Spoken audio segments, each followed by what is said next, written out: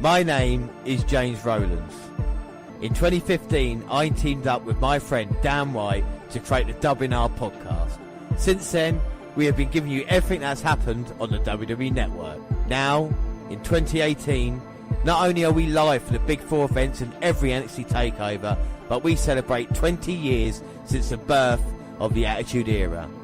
Plus, every month we'll bring you 205 Live, collections, new content, W pay-per-views and latest news on the WWE Network. Until we've watched everything, we are with you, and we are the WNR.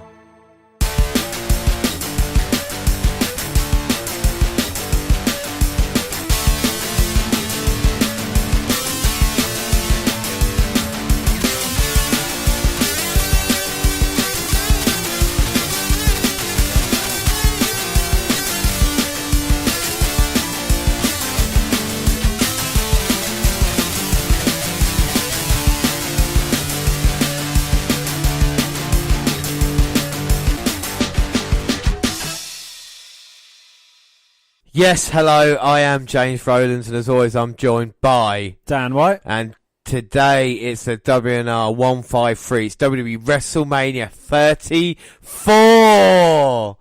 We were just live at the entire event and we are strapped in for about 6.5 hours worth of stuff, but before we get anywhere, let's start with the alternate intro, and well, it's mine today because it doesn't get any bigger or more exciting than this. Tonight, heroes will be made, legends will be defined, careers and lives changed forever.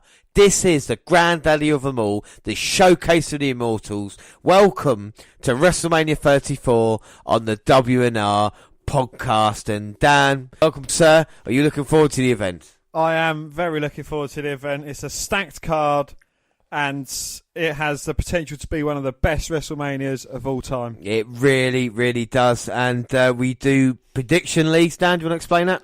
We have prediction leagues. We've got 3 leagues at the moment. We've got the NXT Takeover League, we've got the WWE Pay-Per-View League, and we've got the Bonus League as well. And you've got the bonus points for us now, so so let us know the totals at the time being. Well, I'm 3-1 up on pay-per-view points and 7-5 on bonus points as well, so I am totally kicking James' ass. And the NXT one, find out on our takeover show. That's out next Wednesday. Dan has beat me at this moment, but I lead 2-1 overall if you look at years. So I am 2-1 up still, and we are only in April at the moment, but WrestleMania, of course, is our biggest show of the year. We're a live show. Thank you, everybody, for joining us for that one. It was really, really enjoyable, Dan, wasn't it, you know? It was very enjoyable, yes. And we almost didn't have enough time to go through everything we wanted to. Yes, no, we've got some WrestleMania facts here. We've got a couple of other bits and pieces as well for the entire event. So we're going to sit back now and watch the start. And we've got Chloe and Howie, and they're going to sing America the Beautiful. Spacious sun for amber waves of the strange to shine. See. Oh, what a performance that is. Great performance. I think I nailed the ending a bit better than them two. You did. But, yeah, you know, we're not going to go into any specifics over that. I really like the set. It's a little bit different to WrestleMania 30, but I kind of like the way the WrestleMania is a bit more funky, a bit New Orleans. What do you reckon of the set, Dan? I think it looks like a giant pineapple. Well, fair play. I like the entranceway. Here we go. Sad music. WrestleMania. Tonight. Here is the opening promo. You always hear, life's too short. Stop and smell the roses. Take it all in. Everyone always says you gotta enjoy your time on this earth while you can. Well, that's what tonight is all about. And here, this is a place like no other. Full of unbreakable, unbeatable spirits. This is where it all happens. And it's always about 2 words. Good times.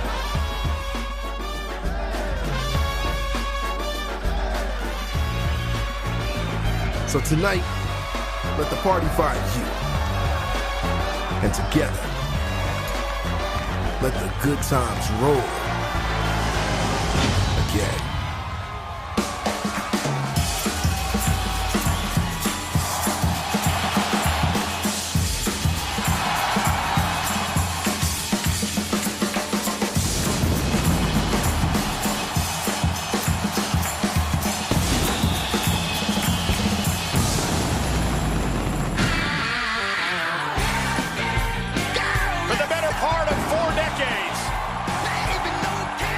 We've been wowed by the magnificence.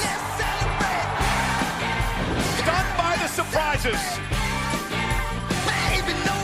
The celebration is just beginning. Dreams come true. Only at WrestleMania. Here, it's always a celebration. This is WrestleMania.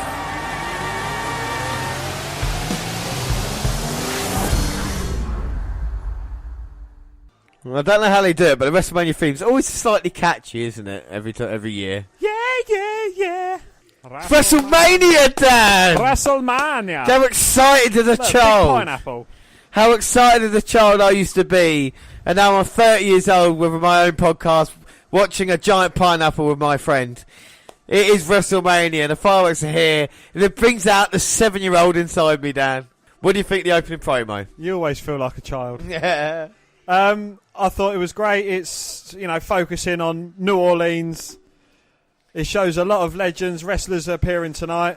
And, it's not focusing on any matches in particular. No, really, is it? It's just focusing on the event as a whole, the showcase, And WrestleMania. Sorry to go, but I think this is what kind of sells WrestleMania now, being, like they said, the biggest entertainment spectacle in the world. It's the name WrestleMania that sells the tickets, and whoever wrestlers are scheduled to be there, you're going to buy your ticket for WrestleMania now. That's how big WWE has become. It's the biggest night in the year.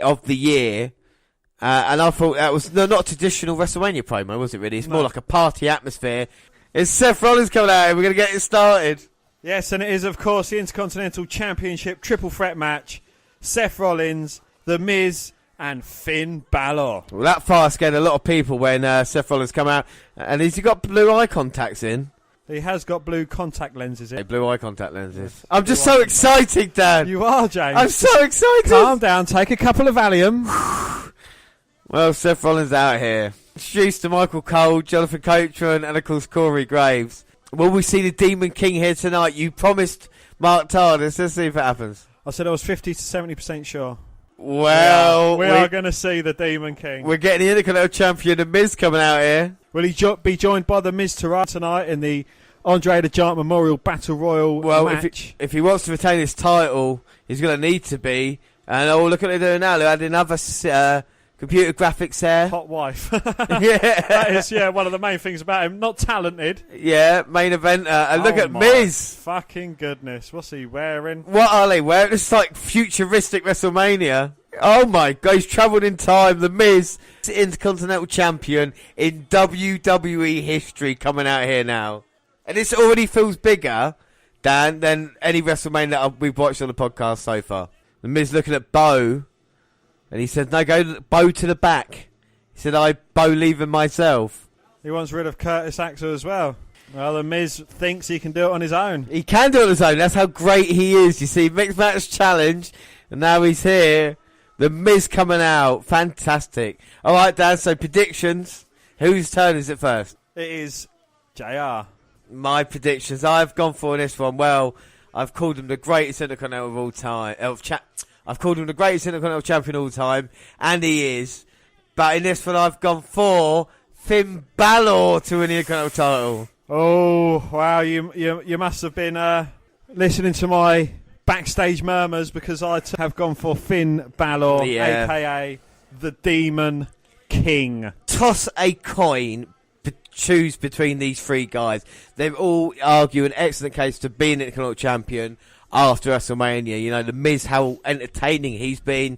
With Seth Rollins, he really deserves a kind of new direction now. And with Finn Balor, he hasn't had a WrestleMania moment. And here comes Finn Balor. Oh. No, it's not the Demon. Balor's lost. Are you disappointed? I am disappointed. It's not as disappointed as Mark's going to be.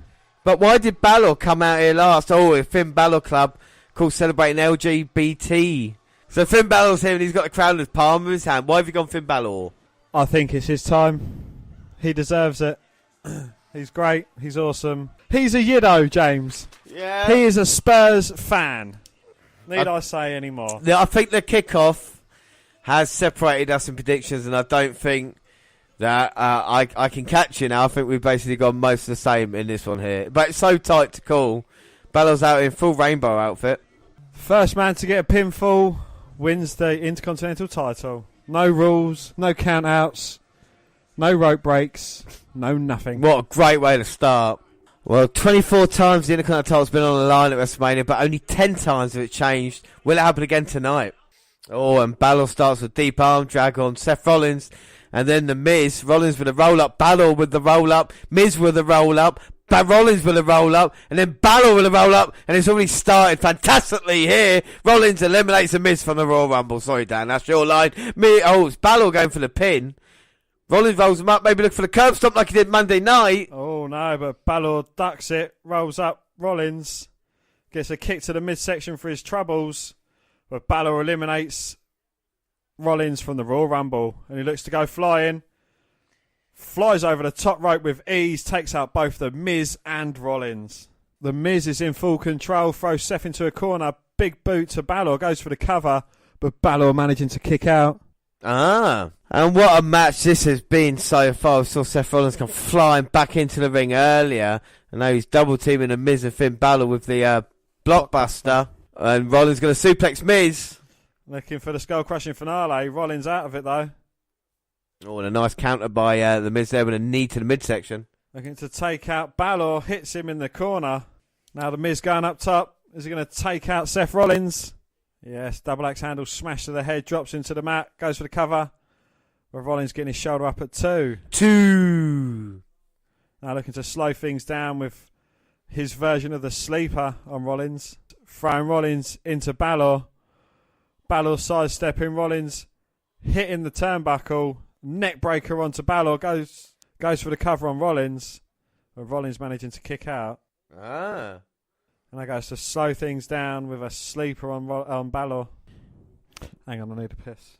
Finn Balor is not in control of this match any longer. The Miz wearing him down, that submission, squeezing the life out of him. And it's a shame. You know, Balor has missed out WrestleMania last year, isn't he? Missed out WrestleMania last year. He's finally getting his WrestleMania moment here. And the Miz is ruining it. Oh. Miz runs into 2 feet of Balor, though. As Balor comes springing out the corner. A couple of big forearms knocking the Miz down. Oh, and now Balor now double foot stomp to the chest. Miz in trouble. Rollins nowhere to be seen for this. Irish whip to Miz. Sends him to the corner, but the Miz lifts up his foot. But Balor with a step up, knocking the Miz off the top turnbuckle. Oh, yeah, but Seth Rollins back in now. Balor looking for a swing blade, gets caught by Seth. Thrown against the ropes, and Seth hits his own version of the swing blade. Rollins rolled to the Balor's rolled to the outside. Well, Balor's outside now, and Rollins going to quickly follow him, suicide dive. Head first sends Balor into the barricade. Oh, poor barricade. Oh! Second one for the Miz sends him into the barricade. And there's a camera attached to that. That's going to hurt even more. Now Rollins looking to take advantage of this. Well, the Miz has rolled back in, but he catches Rollins with a swing blade. Oh, so it's Rollins and Balor in there. And then Balor got thrown into the corner. Hick. Miz comes in, gets planted with a DDT. Rollins with a cover, but Miz managing to kick out. The Miz planted Rollins, goes for the cover, but Rollins managing to kick out. The Miz filling the arm, runs into Rollins. Oh, Rollins sticks his foot up, Miz catches it, throws it to the outside, kicks him in the thigh. Looking for the figure 4, but gets pushed off into the corner. And now Miz throws Rollins onto the apron. Rollins lands on his feet, catches Miz with a forearm. Oh. Looking to springboard his way back in, gets caught with a big boot from Miz. Well, how clever was that from the Miz there to know what Rollins was going to do? Runs towards Balor. Great intelligence there, catching Balor's leg, putting it up on the top rope. Now figure 4 time. Oh, locks the figure 4 in deep to Balor. And as you told us on the live show, Ric Flair taught Miz how to use that. So if anybody's going to use it well, the Miz knows exactly what's the right pressure points, and Balor might have to tap out here. Woo! Not really much of a WrestleMania moment. Balor reaching out for the bottom rope though. He's just inches away. You got to remember Seth Rollins still in it. Oh! And Seth Rollins comes off the top. Frog splash. 2. Oh, but the Miz managed to get his shoulder up and save his title. Oh my word. How close was that? A split second away. Rollins with perfect timing. All 3 men down. And The Miz, very intelligently, getting the figure 4 off as Seth Rollins was mid-flight. Didn't want to break his own leg. And now Miz has rolled out, left Rollins and Balor in here. Oh, Rollins is rolling out as well. All 3 men are on the outside. Uh-oh, and Rollins has got bad intentions. Oh, looking for the barricade buckle bomb. Oh! Well, But Balor running along the ring apron, trying to take Rollins out with a big kick. oh, no, he's not, is he? Rollins trying to hit the move that took Balor out for 8 months. Oh, but Balor jumps over the head of Seth Rollins, hits a swing blade. That's my girlfriend there, the blonde with the glorious t-shirt. Oh! And sends both men into the barricade in front of the ring announcer's table with a drop kick. Well, the Miz and Rollins there look like they got thrown out of a moving auto vehicle, Dan. The way they hit barricade. Now Balor's going to throw Rollins back in. He's going to finish him now. He's looking for 1916. Rollins landed it though, hits Balor with a combination. Balor bounces off the ropes. Oh, looking for the ripcord knee, but Balor blocks it. Rollins hits him with a step-up ensiguri. Balor hits a Pele. And what exchange there. And now Balor's got it. Plants Rollins, 1, 2. Oh, but Rollins managing to kick out. And now Balor looking to put Rollins away. But the Miz back in. Ever the intelligent wrestler.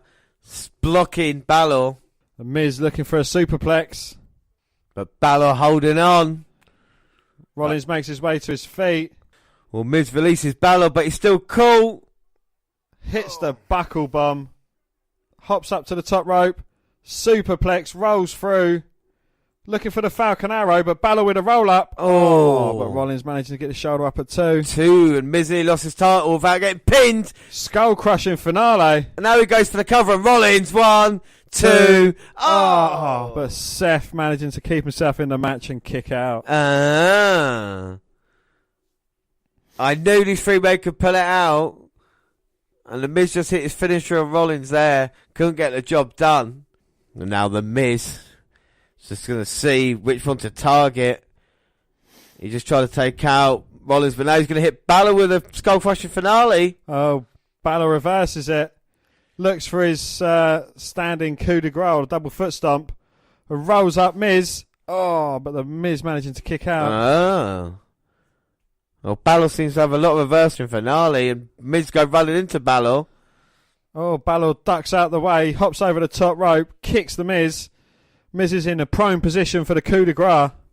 Now this could be over. I think the fans realise it as well now. Oh. So does the Miz as he makes his way to his knees, crutches Balor by hitting the top rope. And Balor's in agony there. We'll see Rollins down on the apron. Now the Miz is in a marking on the back, fully from a buckle bomb. And Balor fighting off the Miz. Punches to the ribs, trying to get some separation. And Seth Rollins comes running in, hits Finn Balor with an enziguri. And now Miz and Balor teetering on the top. And what's Rollins got planned? Springboard up. Oh! Skull-crushing finale from the top. And can he pin Seth Rollins? Balor's not recovered. 1, 2. Oh, a coup de grace to the back of the Miz. Breaking up the pinfall attempt. Well, can Balor get the cover? Well, Finn Balor's up. Rollins has rolled out the ring. Does Balor think he can get the job done? Has he got more planned? And poor Miz must be in agony as he gets to his feet. Swing blade. Miz crawls to the corner. Oh, he gets pushed into the corner by Balor on his drop kick. Now Finn's going up top. Coup de grace. Finish him. Balor hits it on Miz. Goes for the cover, but Rollins back in. Curb stomp. Hits both the Miz and Balor. And now it's Rollins. Seth Rollins tuning up the band, so to speak. The Miz. The Miz is going through the ringer tonight. Curb stomp. Here we go. Plants him Oh! with it. Goes for the cover. 1, 2, 3. And Seth Rollins is the new Intercontinental Champion. Well, I said toss a coin and see who it was. Seth Rollins is indeed, like you said, Dan, Intercontinental Champion. It's a championship he hasn't won. Well, he has now. And he becomes I don't know what institutes. Oh, I tell you what, he's added to the kind of Grand Slam that he's already won. WWE champion, United States champion, Intercontinental, of course, tag team now. What a moment! What do you think of the match, James? I think it was fun, entertaining. I think a bit towards the end. I like the closing sequences. It's a shame Balor didn't get his moment, but at least WWE is still quite high on Seth Rollins. Do you know what I mean? Like they're treating him like a star still, which is good. What were your thoughts? Yeah, I thought it was a bloody good match. The ending was absolutely brilliant. I like the way, it all came together. The skull crushing finale off the top. Double coup de grace off the top when the cover was going on. A double foot stomp as Seth Rollins was... And then finally hitting The Miz with a curb stomp as well. Absolutely brilliant sequence of finishing. So after that, unfortunately, neither of us score a point. It's 2-1 still. But Rollins gets another WrestleMania moment. Now he swings the belt above his head. But a good way to start WrestleMania, though. Bloody good way to start it, yes. A new IC title. With WrestleManias, how do you count if WrestleMania is good or great? What, in your mind, what would you consider the greatest WrestleManias, and how do you come to that decision? It needs some defining moments during the pay-per-view. It needs some unforgettable moments. I wouldn't say currently been unforgettable at the moment. No, but at the moment in time, I think it's got one of those... It could be better than WrestleMania 17. No, I'm not just saying it now, but you think about it. We started off with this match here. If, like you say, we get the moments we want, then looking through the card, I mean, at WrestleMania 17, you still got people like Eddie versus Test and stuff that you've been told, so you've got matches to get by. With these ones, they're quite enjoyable so far, because you're only going to watch the match anyway. Yeah. For me, what I count... what I do is how watchable is it? Could I watch the WrestleMania the next day in its entirety? If I can do that with WrestleMania, I consider that a great WrestleMania. And unfortunately, we've not had a WrestleMania that I could do that to. There was bits of last year's one that I did rewatch, but I didn't watch it all. And I think this year I'll definitely watch this match again, like we just saw. Yeah. As you say, it's the whole card. I know there's always going to be some exceptions for matches that are going to be, that's boring. Yeah. As long as on the whole it's the majority of it is, worthy. Even the undercards going great. And again, we go to another obligatory John Cena shot. Not that we've seen enough of him tonight as it is. But I quite enjoy pay-per-views. I'm playing devil's advocate a little bit. I quite like pay-per-views, though, that tell a story throughout. You know what I mean? Like the old Attitude Era pay-per-views, there's always a story of, like, what would happen at the end of the show. I feel like we're getting that tonight with John Cena being in the crowd. They're setting us up for something. And this next, oh my God, this is incredible. Because up next, it is for the Women's Championship, Charlotte Flair defending against the undefeated Asuka. Well, let's have a look at the promo. Charlotte has been an image of supremacy as champion.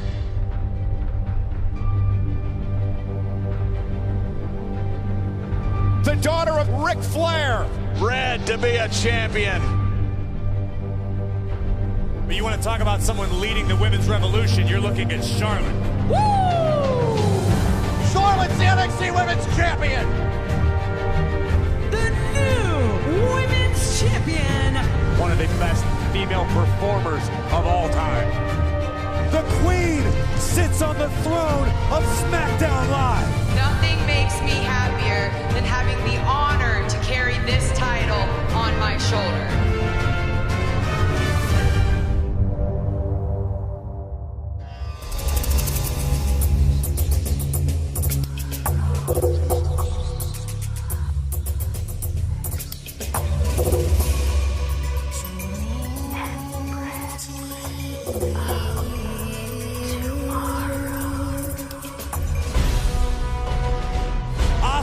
Is like no one you've seen before. And new NXT. This woman has not been pinned. She has not been submitted.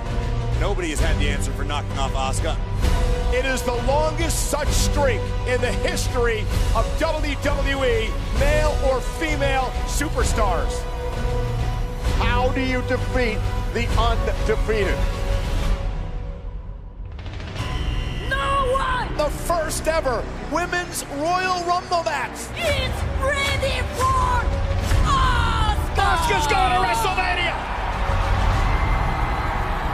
Which championship will Asuka choose to challenge for in New Orleans? Oh my God. I think it's safe to say Asuka's made her decision. The Empress, who has beat everyone she's ever faced, one-on-one with the Queen. Asuka, I wanted you to pick me. I wanted the challenge. I've never faced anyone like you, but you have never faced anyone like me. I'm going to end your streak and cement my legacy. Bow down to the Queen. Asuka bows to no one. You are the Queen, but I am the Empress. At WrestleMania, I will become SmackDown Women's Champion! Two elite athletes doing battle for the SmackDown Women's Championship. Streak versus title. Empress versus Queen.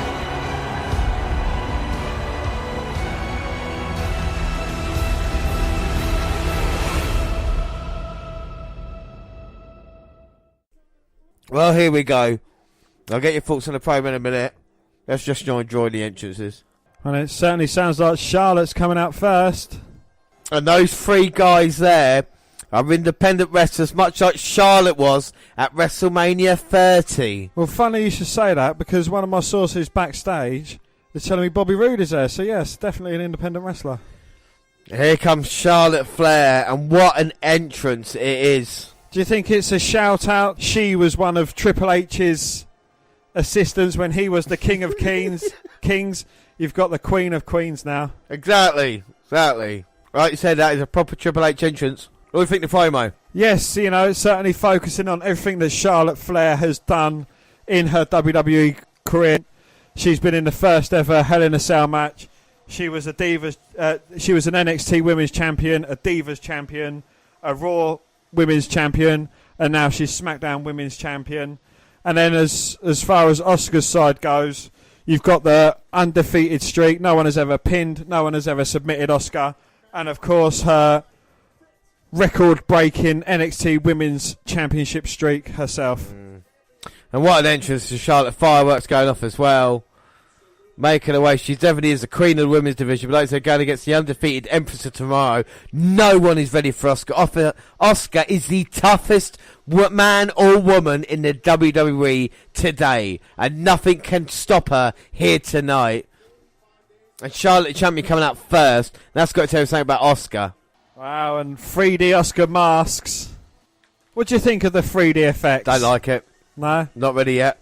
No, I don't really like it. But at least WWE trying new things. And here comes Asuka and a bejeweled mask. And the entrance ramp's quite manageable, isn't it? If you know what I mean. It's not the ridiculous length it was it's last year. not as long as last year, no. Well, this time last year, Charlotte was at WrestleMania. Asuka was at TakeOver. Now these two women's paths cross in the most anticipated women's match, I would say, maybe in WWE history. I cannot wait to see which way this goes. Well, talking of which way this goes, James, predictions, it is up to you to tell me who you have gone for first. I've gone for Asuka. I can't doubt that. Dan? I too have gone for Asuka, because nobody is ready for Asuka, but not just yet. I would like to hand you this for a bonus point. This is my Money in the Bank cashing card for Carmella. Thank you. Well, that is relevant for not just this match, but also the Jax Bliss match as well. Yep. I'll let you have that. Thank you very much. So when she does cash in, if she does, it won't be successful, unsuccessful. But here we go. Announcements now for Asuka and Charlotte. But Carmella, I know she plays a dizzy blonde, but she's not that stupid to cash in on Asuka, is she? Well, surely. Sure, don't call me Shirley after a war with Charlotte. Charlotte Flair holds the title high while staring Asuka in the face. And a great response for both women here. Alright, so keys to victory, Dan. What does Asuka have to do if she wants to win the women's title tonight? She has to weather the early storm that Charlotte Flair is going to undoubtedly put on her. Keep her composure. Not get too nervous. This is Asuka's first WrestleMania. And, the size of the arena, don't get too imposed by this. I know Asuka's not really going to, but, she just needs to keep her cool about her. Just focus on Charlotte and just do what she's done every week. Or, just do what she's done every match for the past 3 years. Yeah, here we go. Bell rings, collar and elbow tie up. Both women trying to fight for control in the early going. Charlotte uses the rope. Asuka managed to get away. Now Charlotte with the cartwheel. That's managing to fight Asuka off and then going for a Nature Girl strut. Well, she's a Flair, so she is not going to worry about Asuka. And that intimidation factor, if Charlotte's not bothered by that, I think that's going to come into play with this. This is one of the keys to victory for Charlotte, She's not bothered that Asuka's undefeated. She's been there and done that. And the other thing I think really important in this, and maybe a lot of people have not said, as Charlotte will leapfrog now, scissors and now taking her down. Very nice. Charlotte already going for the figure four. But Asuka managing to roll her up, but Charlotte quickly kicking out. Oh, and then getting kicked by Asuka. Quick count, but only a 1. Charlotte doesn't have to win this match. Asuka has to win this one. There's not many matches Asuka's gone into where Charlotte can, like I said, count out disqualification. If you're thinking about what's more important for Charlotte, is it a victory or is it walking away with your title at the end of the day, Or is it that Flair pride that's going to make you try and beat Asuka one-on-one? Do you know what I mean? It's Indeed, yes. And again, we go to another John Cena. But this is the thing that Charlotte has to do or not, if she's going to get caught. Oh, she got caught by Asuka there. Rolled up a quick kick out. And now the Flair-like chops. She is a Flair. And backing Asuka up in the corner. A knee to the midsection. Irish whip reversal by Asuka though. Flair bumps to the way to the outside. Spearing Asuka on the way in, but gets caught with a kick. And now Asuka running towards the ropes. Oh, big butt bump sends Charlotte parading into the barricade. Now Charlotte on the outside, and Asuka's just going to celebrate. And people think it might be cockiness. It's not. It's just confidence from Asuka. And she loves when a woman brings it. In actual fact, when someone else is really up for the battle, that's when Asuka probably fights at her best. And I think this is what Charlotte wants to do. She wants to beat Asuka best in this match here to prove that she is the best woman going, No Ronda Rousey, no Asuka, no nobody else. It is Charlotte Flair. But to do that, she has to go through Asuka. And no one has. That is that's the scary thing about it. Charlotte making her way back into the ring, but Asuka with a couple of quick kicks and taking her down with an armbar. Oh. Now the arm ringer by Asuka. Basically looks like she's playing with Charlotte at the moment. And Flair might get frustrated and Asuka's just going to take her time. Now Asuka's just going to wear down Charlotte. Charlotte rolling through though, trying to get out. Big forearm, get some separation between the two. But I don't think she can win a war of blows with Asuka, because look at Asuka with just a knee there. Asuka charging towards Charlotte, but getting caught. Backbreaker and then just thrown to the mat. Charlotte trying to recover with her arm. It looks like Asuka's more frustrated than anything else, but Charlotte needs to capitalise on it. She needs to just keep on Asuka all the time. Don't let Asuka breathe. And as soon as she went running in there, Asuka's trying to lock in the Asuka lock. Well, just like that. Just turned the head for a second, and Asuka was in control. Jumps on the back now, carry all of Asuka's body weight. Oh! And just runs towards the corner, but drops onto the mat. I think she's hit Asuka's jaw. Well, this is the thing. The back of the head with Charlotte went straight into Asuka's there. And that's just ring awareness from Charlotte knowing how to escape. I'm sure she had a pep talk from her dad before the show started. Sees Asuka on the second rope and just clubs away at her back. Asuka managing to fight out. Just a back elbow there, but still stuck in the apron. Oh! Like a knee stomp to the back of the head, sending Asuka's face first into the mat. And she just flattened Asuka's nose, and she does it for a second time. And a vicious assault, and now Charlotte looking up. Let's not forget the great moment she had at WrestleMania 32, when she won the Women's Championship for the very first time. And now she's up with a light shine brightly. Oh! Asuka catches her. Hey! Locks in a triangle. That's how dangerous Asuka is. She's got hold of Charlotte's head. She's not going to let go. And now Charlotte trying to the more she fights, the tighter the submission gets in. She managed to get some separation though. But Charlotte powers out of it into a Boston Crab. You know, watching this match so far, I think Charlotte has got the slight strength advantage. And she's got the crab in now. But Asuka rolls through, goes for the cover. Charlotte reverses it to a cover of her own. Both women getting a 2 count. 2. And this is great stuff. And look at the kind of ground out that Charlotte's got. She knew Asuka was tough. Maybe she didn't think Asuka was this tough. And now Asuka with a back elbow. And she grabs the arm of Charlotte just on rope.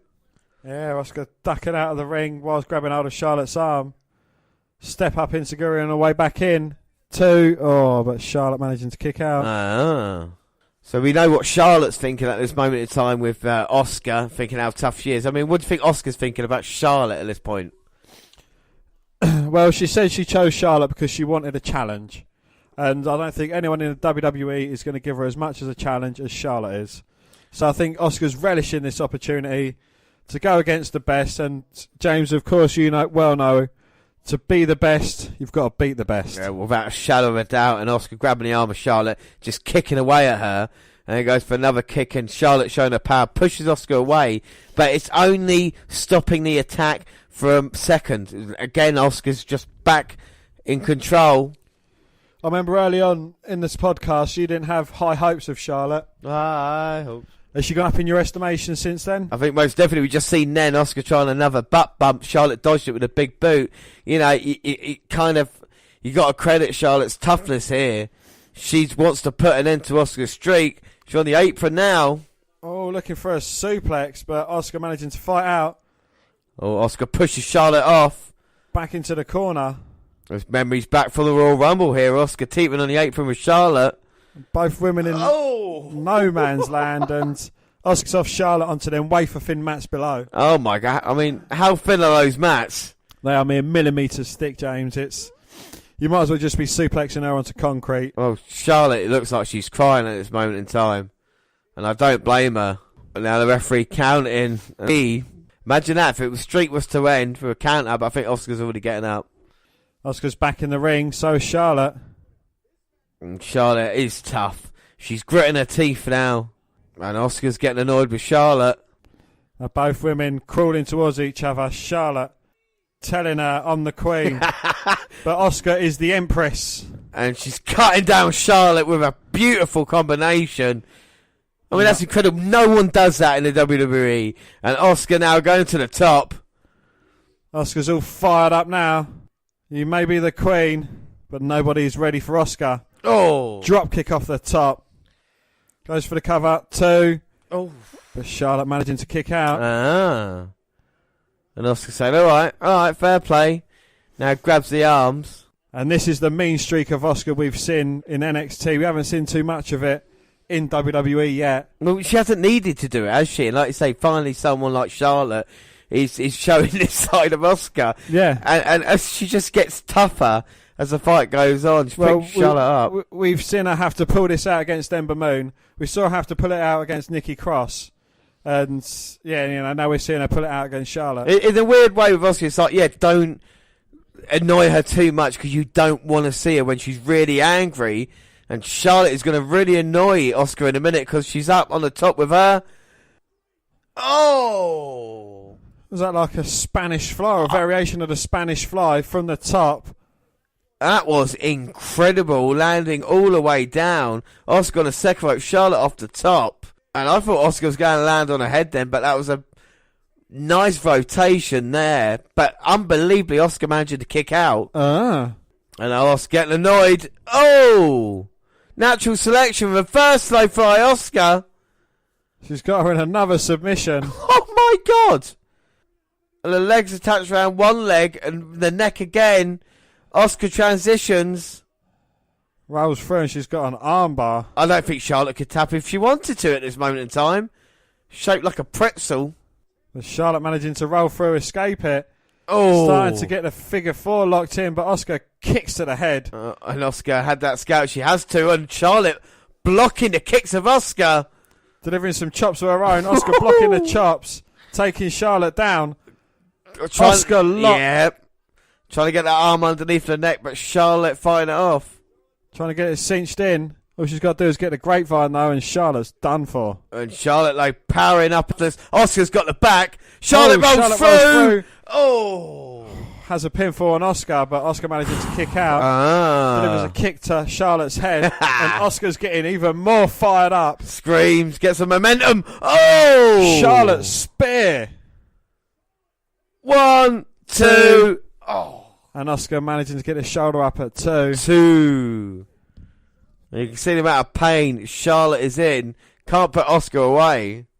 I think Charlotte's starting to get frustrated. What can she do to put Asuka down? Well, you hear the rumours, don't you? You hear the legends of undefeated fighters, and you think that surely... Don't call me Shirley. They can't live up to this legend, this, kind of mythos. And like we said, tonight, Asuka proving she belongs, but Charlotte wants to end this now. Looking for the leg. Oh my God. Figure 4 locked in. If she can bridge out. She's got a figure 4 in. Figure 8. She's got a figure 8 all the way extended. Asuka's going to be in serious trouble. No. No, she can't. Look at the weight. What the fuck?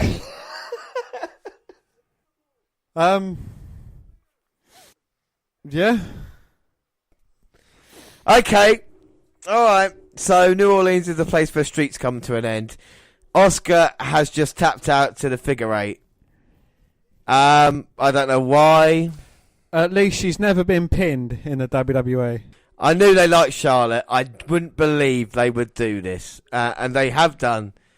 Unbelievable, Dan. I'm in shock, really. Let's talk about the match before the finish. What did you think? I thought it was absolutely bloody match. Bloody good match. I honestly didn't expect this to go on, though. I'm still in absolute... Yeah, I don't even believe what's just gone on here. Yeah, streaks were made to come to an end. I didn't think it was going to be tonight. Yeah. Charlotte's still the queen. Look, we're getting this, alright? Because we're going to have the kind of thoughts after the pay-per-view goes off the air and, of course, after Raw SmackDown. But I just don't know why they did this right now. I know Asuka's not just a streak, but there we go. We're going to get this moment now with Charlotte and Asuka. You was ready for Asuka. I quit. Great moment there. I But thought she'd say, shut it. Do you think this is going to be a weight lifted off Asuka's shoulders now? No, they've ruined the character. They've ruined the character here with Asuka. Yeah, I mean, yeah, there's so much I don't like about it. First ever Women's Royal Rumble. Winner, that's moot point now. Charlotte didn't need the victory. I just hope Charlotte... Go on, Asuka, lay out Charlotte. Go on, lay her out. Oh, no, too much respect. After being told something by a WWE official, John Cena just run out of here. Undertaker's here. I swear to God, I'm not lying. John Cena's asking, are you serious? Cena's just hopped the barricade. Someone stop that fan. Yes, please. So, away from Charlotte, ending Asuka's streak, John Cena's just gone streaking up the ramp towards the back. It's your fault, Dan. You said you wanted shocking moments at this Mania, and we've had one. It's going to be difficult to carry on after that, actually. That was quite a body blow. Is down now up? Is day now night? Is right now wrong? I thought WrestleMania was so predictable this year. Nakamura's well, it's that predictable that after 5 matches, you are on just 1 point and I'm on just 2 points. I mean, what's that, my love? What's that, my love? You haven't even got the heart to do that. No, I haven't. I really haven't. It's just been a real body blow tonight, this WrestleMania so far. Well, James, the disappointments are going to get even more bigger. Yeah, I know. Fuck this shit. Now, remember how excited I was when WrestleMania first started, and now I'm kind of just like, what the fuck just happened? But I'm going to try and regain that kind of excitement just for all the WNR listeners out there. And it's his United States title on the line. And it's my man, Bobby Roode, making his entrance, his first ever WrestleMania entrance. Here he comes. Well, James, WrestleMania just got a bit more glorious. It did. Thanks for trying to cheer me up, buddy. Here comes Bobby Roode. Roode! We're here at WrestleManias where heroes are made and legends come to die. Bobby Roode. Oh, you bastard, Aiden English. You interrupted Bobby Roode. Fucking hell, looks to be the exception of Rusev. The Rusev Day Mike. And Rusev is here. Happy Rusev Day to everybody watching WrestleMania and listening to us right now. Happy Rusev Day to you too, James. Thank you. Massacre. So, I mean, the promo for this match, it's a bit of a shame, really, because we really enjoyed, well, I say really enjoyed Roode versus Orton at Fastlane. I'll take me back to that when Roode was losing, not Asuka. Back to Fastlane. Great match. I thought the singles competition for the two would be fantastic. Jinder Mahal involved, a bit annoying. So I thought multi-man match at Mania, I don't know. Then Rusev chucked in, and now it's back to being entertaining again. So it won me back round. The promo for this has been pretty basic against other people. You know, so Mahal's faced Rusev, and of course Bobby Roode and Orton showed a little bit more respect here as we get Jinder Mahal's entrance. What have you thought of the build-up to this, Dan?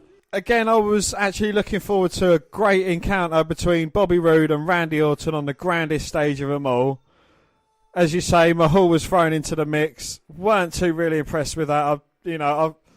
I've yet to see anything from Mahal that impresses me in a ring. And, you know, to add Rusev to the mix as well, I think Rusev makes it a bit more entertaining. I would have preferred a triple threat match, Rusev, Orton and Roode. Yeah, without a doubt, yeah. You know, it's...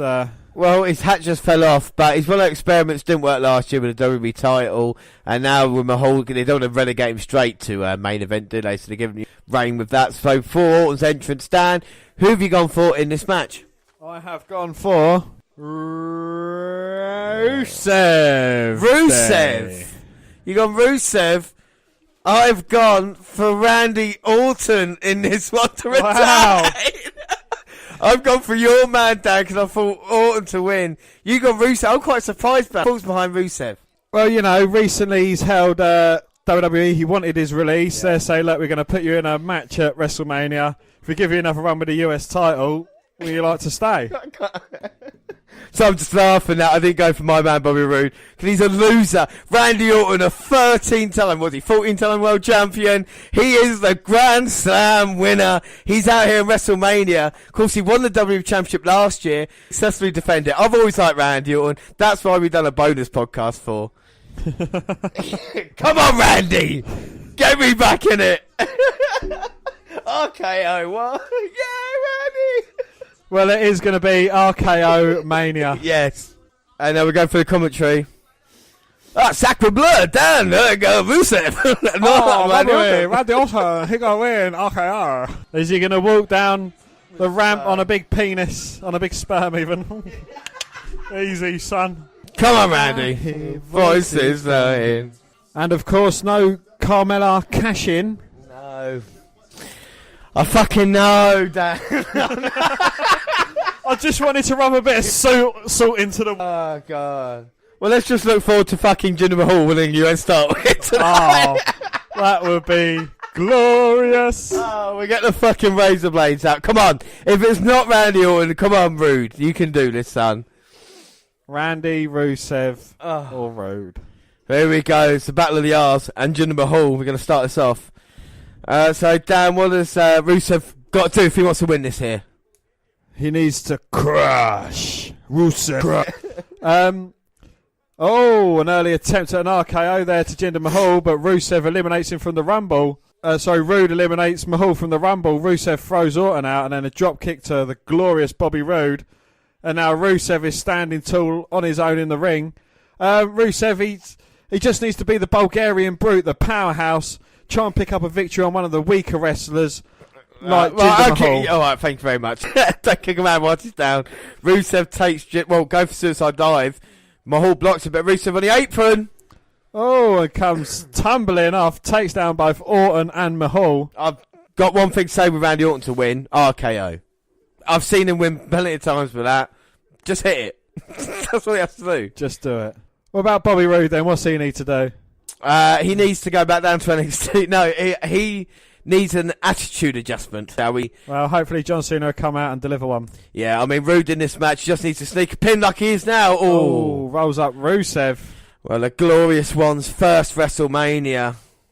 Irish whipped. Rusev comes charging in, double feet to the head. blockbuster to Rusev. Rude with the cover. 1, 2. But Rusev managing to kick out. And now Jinder Mahal in. Yes, and Randy playing past the Mahal.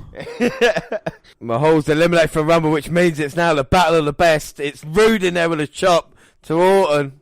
Oh, going for a third Irish whip. Orton coming off the ropes, ducking Rude. A lovely slam, goes for the cover. 1, 2. Oh. But Rude managing to get the shoulder up at 2. 2.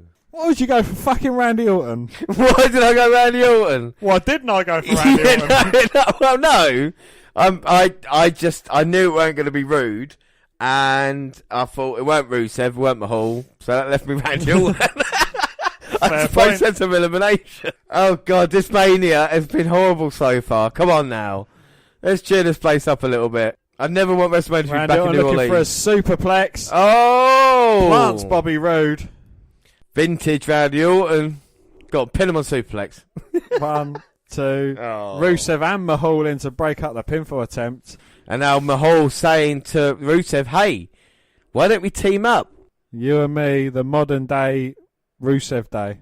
Hey. Oh, and as soon as the modern day Maharaja turns his back on Rusev, Rusev delivers some of his Bulgarian punishment. And Rusev stomping a mud hole and walking it dry. Now Rusev's got Mahal up. Powers him. Spins him round to a lovely backdrop. 1, 2. Oh. But Mahal managing to get the shoulder up at 2. 2. Now Mahal goes to the outside and Rusev is going to go follow him. Nope. Wipes his hand with him, go after Randy Orton. It's your guy, Dan, versus Randy Orton. Uh-oh. And Orton with a backdrop. I mean, no barricades are taking a lot of punishment tonight. Yeah. Mahal from behind with a big boot.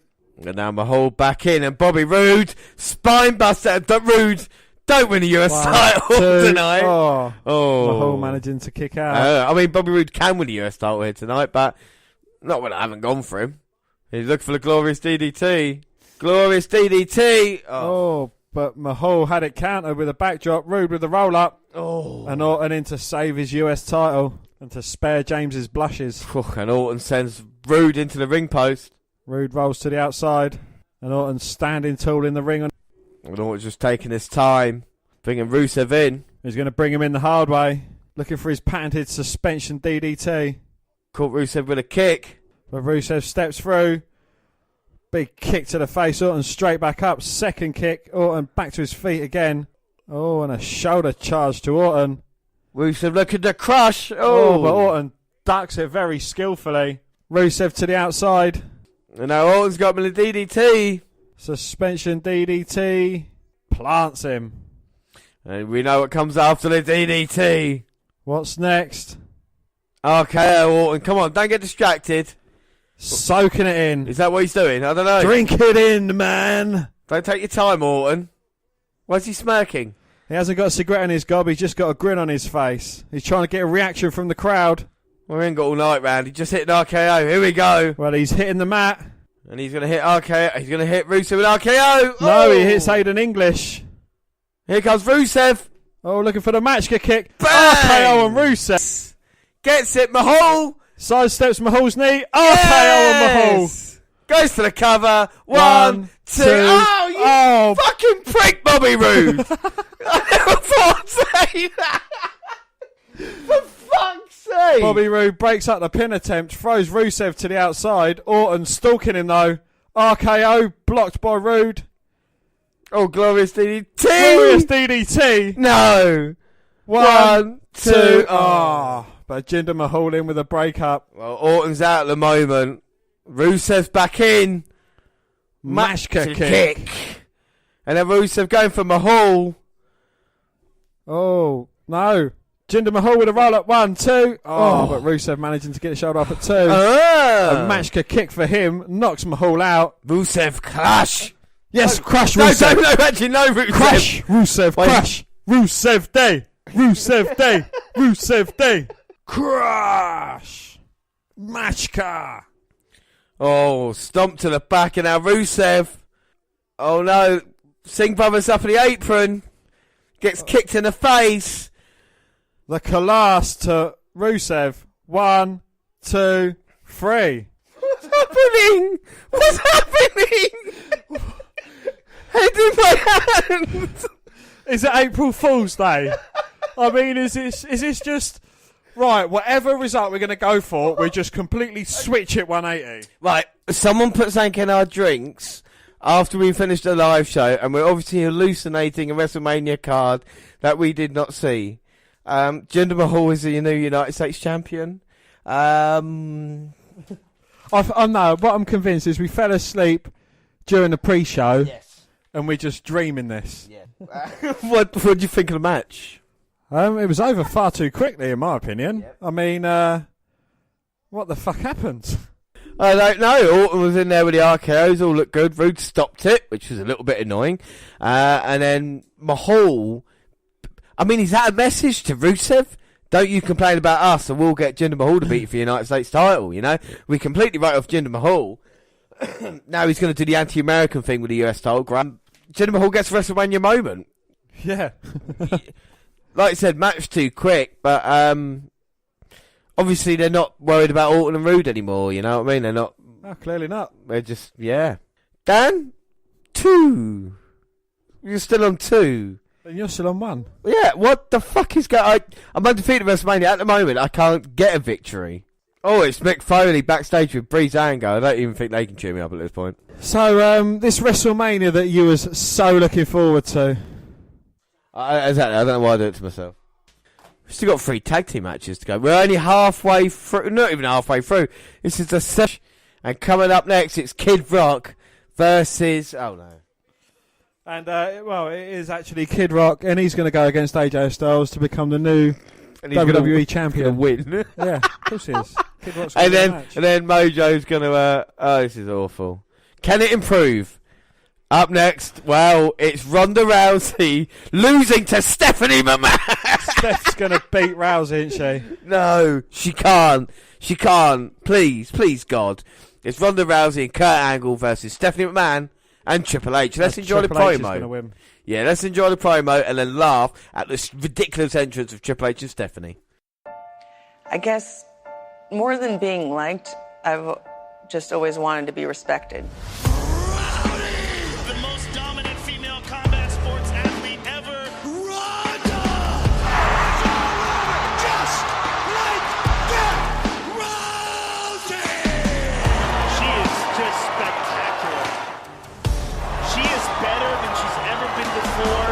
She was already the best.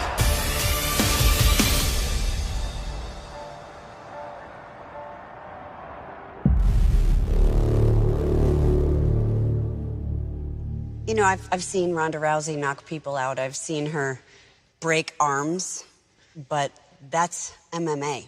That's not WWE. Former UFC champion Ronda Rousey is beginning a new chapter, taking her talents to the WWE. This has been a dream of mine since before I could talk.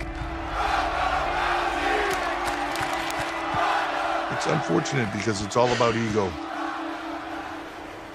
Ronda just had to come in and do her job. Kurt had to just let her come in and do it. They couldn't wait to have you here because they wanted to manipulate you.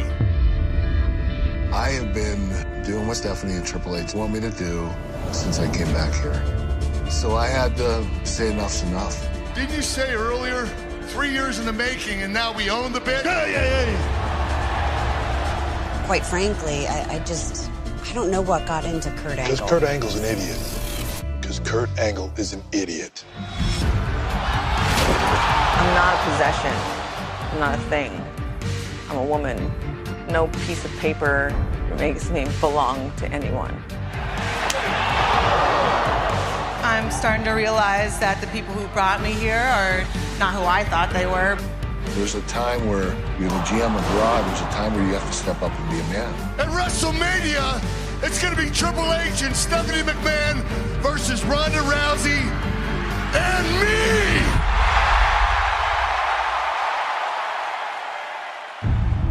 Steph and Triple H have disrespected me and Kurt.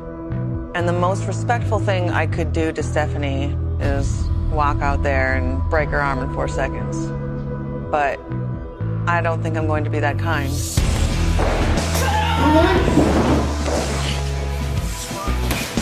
I know what I'm capable of doing. Once she gets in the ring, she owns anything in front of her. This is Ronda Rousey's first match ever. We have a completely different set of rules in our ring. We make the rules. It is my ring. I own that ring. Kurt Angle can look at it and say, Triple H been beating me my whole career. For Ronda walks in the door of WWE and she gets beat by an executive. Wow, that's embarrassing. Yeah, there's a lot of pressure. There's a lot of pressure on me. But, you know, it brings out the best in me. She doesn't have a clue what she's in for. And quite frankly, Ronda should be intimidated by me. I will not hesitate to rip your arm out of its socket. It's not the Olympics. It's not the UFC. This is not MMA. This is our world. Nobody's gonna come into our world and take us down. This is the moment that I have been waiting for 12 years. I have been accumulating all the skills along the way to be the best at this. The odds are completely stacked against her. This is something that I've wanted my whole life. Winning in Wrestlemania, it feels like all I've ever cared about. At the end of the day, when this is all over, you'll pick Ronda Rousey up. We'll repackage her, reposition her to the world. I'm not going to waste this opportunity. This is the only way that I can really show everybody what the name Ronda Rousey means. We will humble Ronda Rousey the same way we have humbled every other superstar in WWE.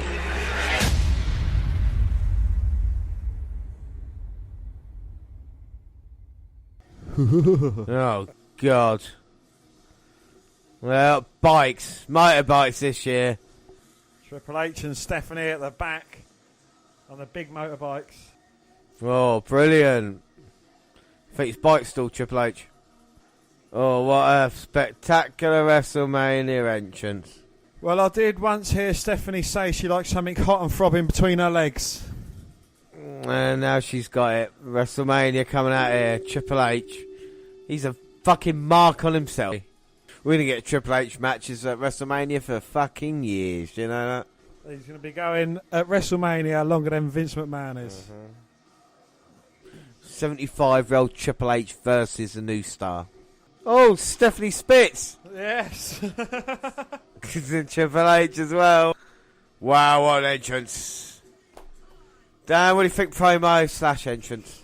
Well, the promo, you know, it's certainly angled towards the authority, trying to embarrass Ronda Rousey, saying, you know, it's not the Olympics, it's not the UFC, it's not an octagon, it is the WWE, and in the WWE, Stephanie and Triple H make the rules.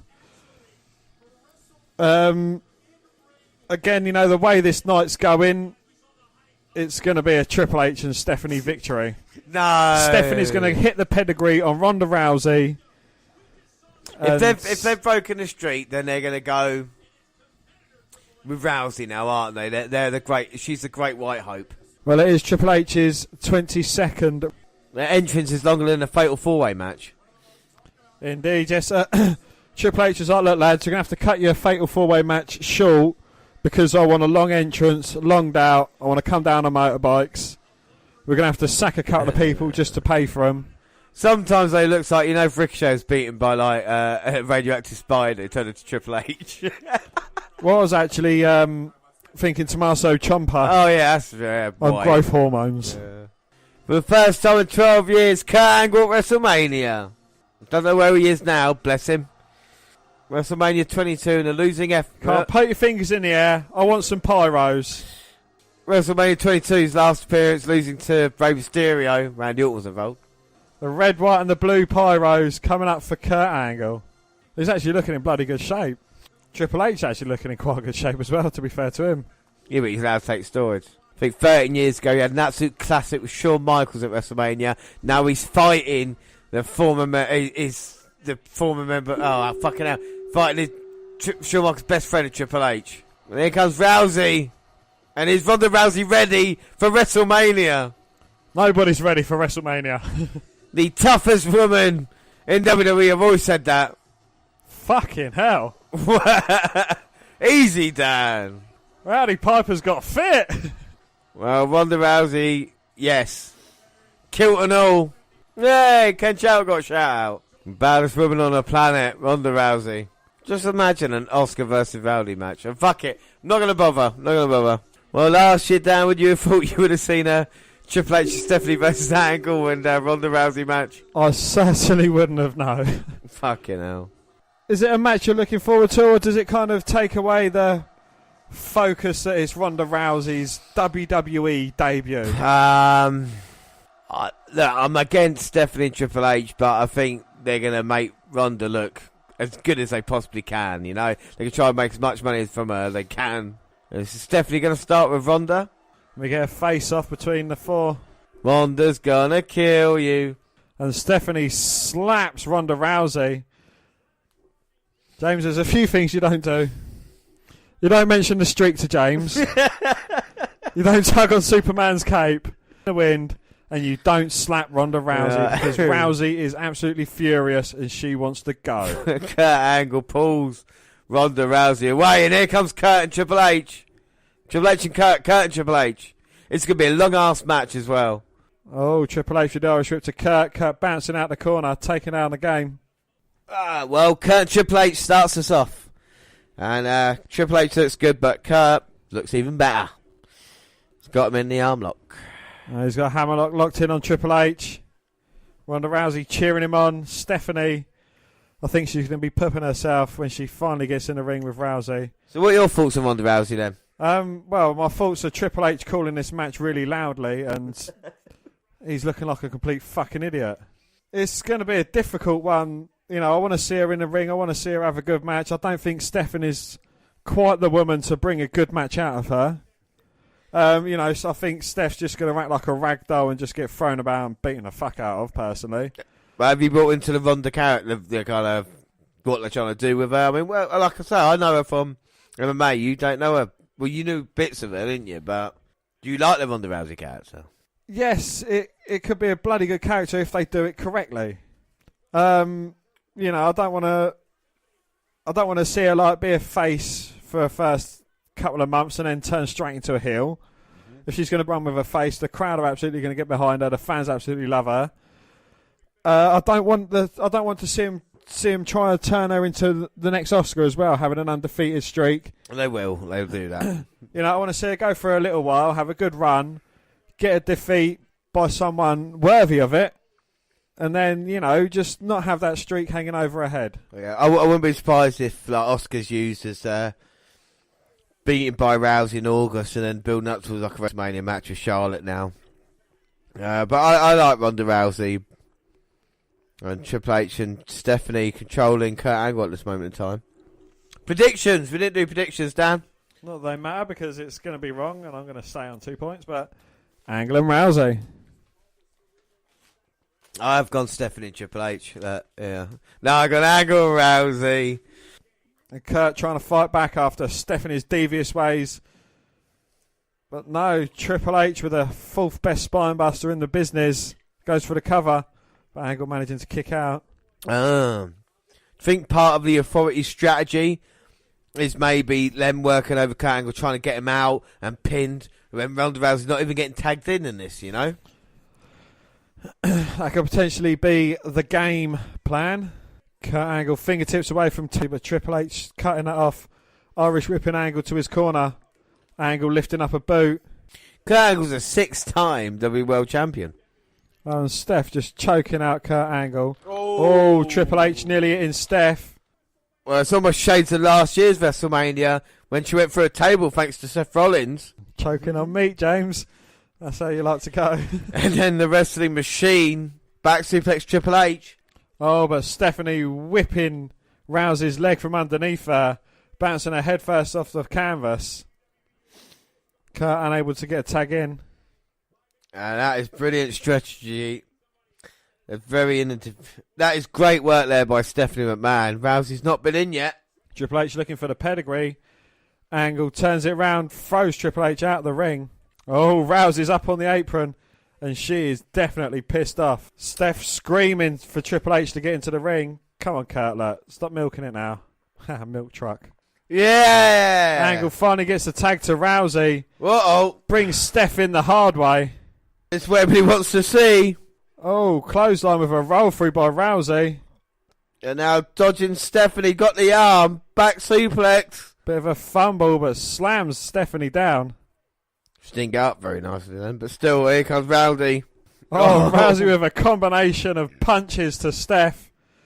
Punch to the midsection, that's called... Oh, and throwing Steph from one corner of the ring to the other by a hair. Yes, chance, and Rousey's got Stephanie's hair. Vince's daughter, oh my God. Wow, it's like a fisherman's suplex throw from one corner of the ring back to the other. And now maybe Stephanie wishing this never happened. Steph's pleading for Rousey not to attack her. Monkey flip, roll through, picks the arm. Oh, she's got the arm, she's got top control. And Rousey rolls through, but Steph, has she got it blocked? Yeah, she She's has. got the arms locked. Well, Stephanie might have scouted this, but she can't hold on for too long. And now Stephanie reverses Rousey. A UFC champion gets reversed by the daughter of a billionaire. Triple H is still down on the outside. Oh, she goes for the tag, no one's home. Steph's got that angry look in her face. Kicks Rousey to the head, plants her with a DDT, goes for the cover. 1, 2, 3. No, I'm only joking. Rousey managing to kick out. Fuck. Steph just punishing Rowdy Ronda Rousey. And Stephanie is the meanest woman on the planet, according to the commentators. Stephanie working down the baddest woman on the planet, Ronda Rousey. Now Steph's just toying with her prey, kicking her in the head. She's mocking Ronda Rousey. But Rousey grabs Steph by the throat. Uh-oh, now this is bad. She's going to look at her face. She's going to end Stephanie now. She's got her up. F5. Oh, like a swinging Samoan drop. Goes for the cover. 1, 2. But Triple H pulls the referee out the ring. That's not fair. Oh, and now Triple H just dragging Rousey out the ring. Kurt Angle catches it though. Starts punching away at Triple H's head. Bounces his head off the announce table. The announcers scatter. Oh, Angle looking for a German suplex. Triple H blocks it. Throws Angle through the other announce table. Oh my God. Oh, sorry to interrupt. Oh my God, Angle. Splashed there and he's taken out. Travesty. Not that. Just that. Make the counter. Definitely checking on Triple H, checking on Stephanie, but Ronda's back up. Calling out Triple H. And she will knock out Triple H, that's what she's saying. She don't care if you're a man or a woman. Woo, man.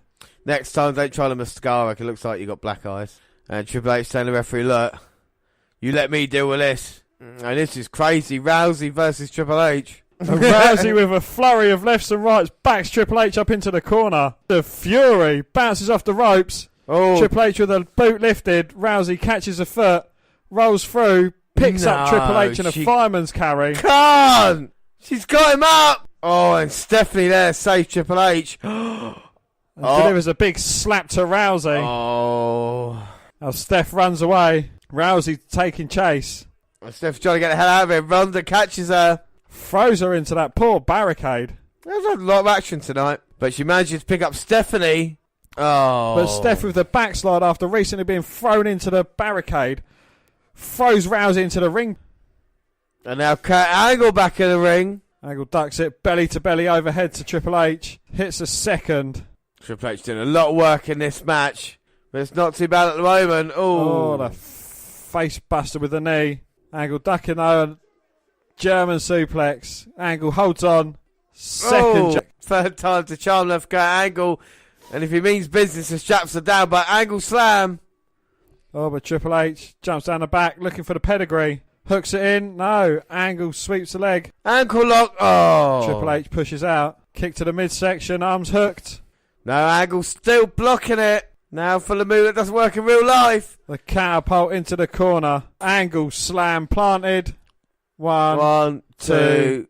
Oh. The Triple H managing to kick out. Angle stands back up. Drops the straps. He's getting intense now. This match isn't about Rousey, it's about Angle and Triple H and Stephanie. And talking of the latter, Stephanie comes in to make the save.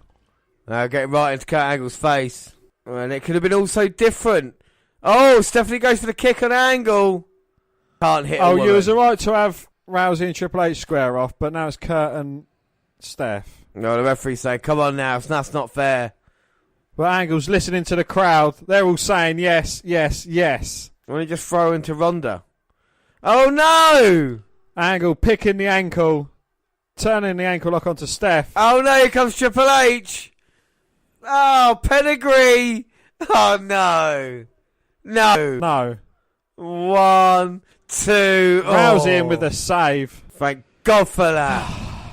Now Triple H thinking, what the flip? And this is awesome chance. Is he going to pedigree Ronda Rousey? Oh, and a red right between. Right, let's not make those jokes. Here we go. Pedigree time. Well, the arms are hooked.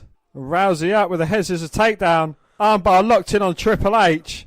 You're kidding me. Triple H caught. Can't get to the ropes. Break his arm off, Rousey. Kurt Angle's waiting for his moment. Got it in. This is incredible. Oh. Stephanie in with a sleeper on Rousey, though. Oh, she's looking to put Rousey to sleep. That's on snug. And now she's got Ronda. Oh, Stephanie's putting out. Baddest woman on the planet. Rousey rolls her through. Looking to get the armbar locked in again. Well, Stephanie's blocking up the time being. But for how long? Oh! Dual submissions. Kurt Angle's got Triple H in the ankle lock. Rousey finally gets the armbar. Triple H trying to save. Triple H trying to save Stephanie. He's got her arm stopped. Oh! Triple H sending Kurt Angle crashing into Rousey. Made sure to get her, didn't he?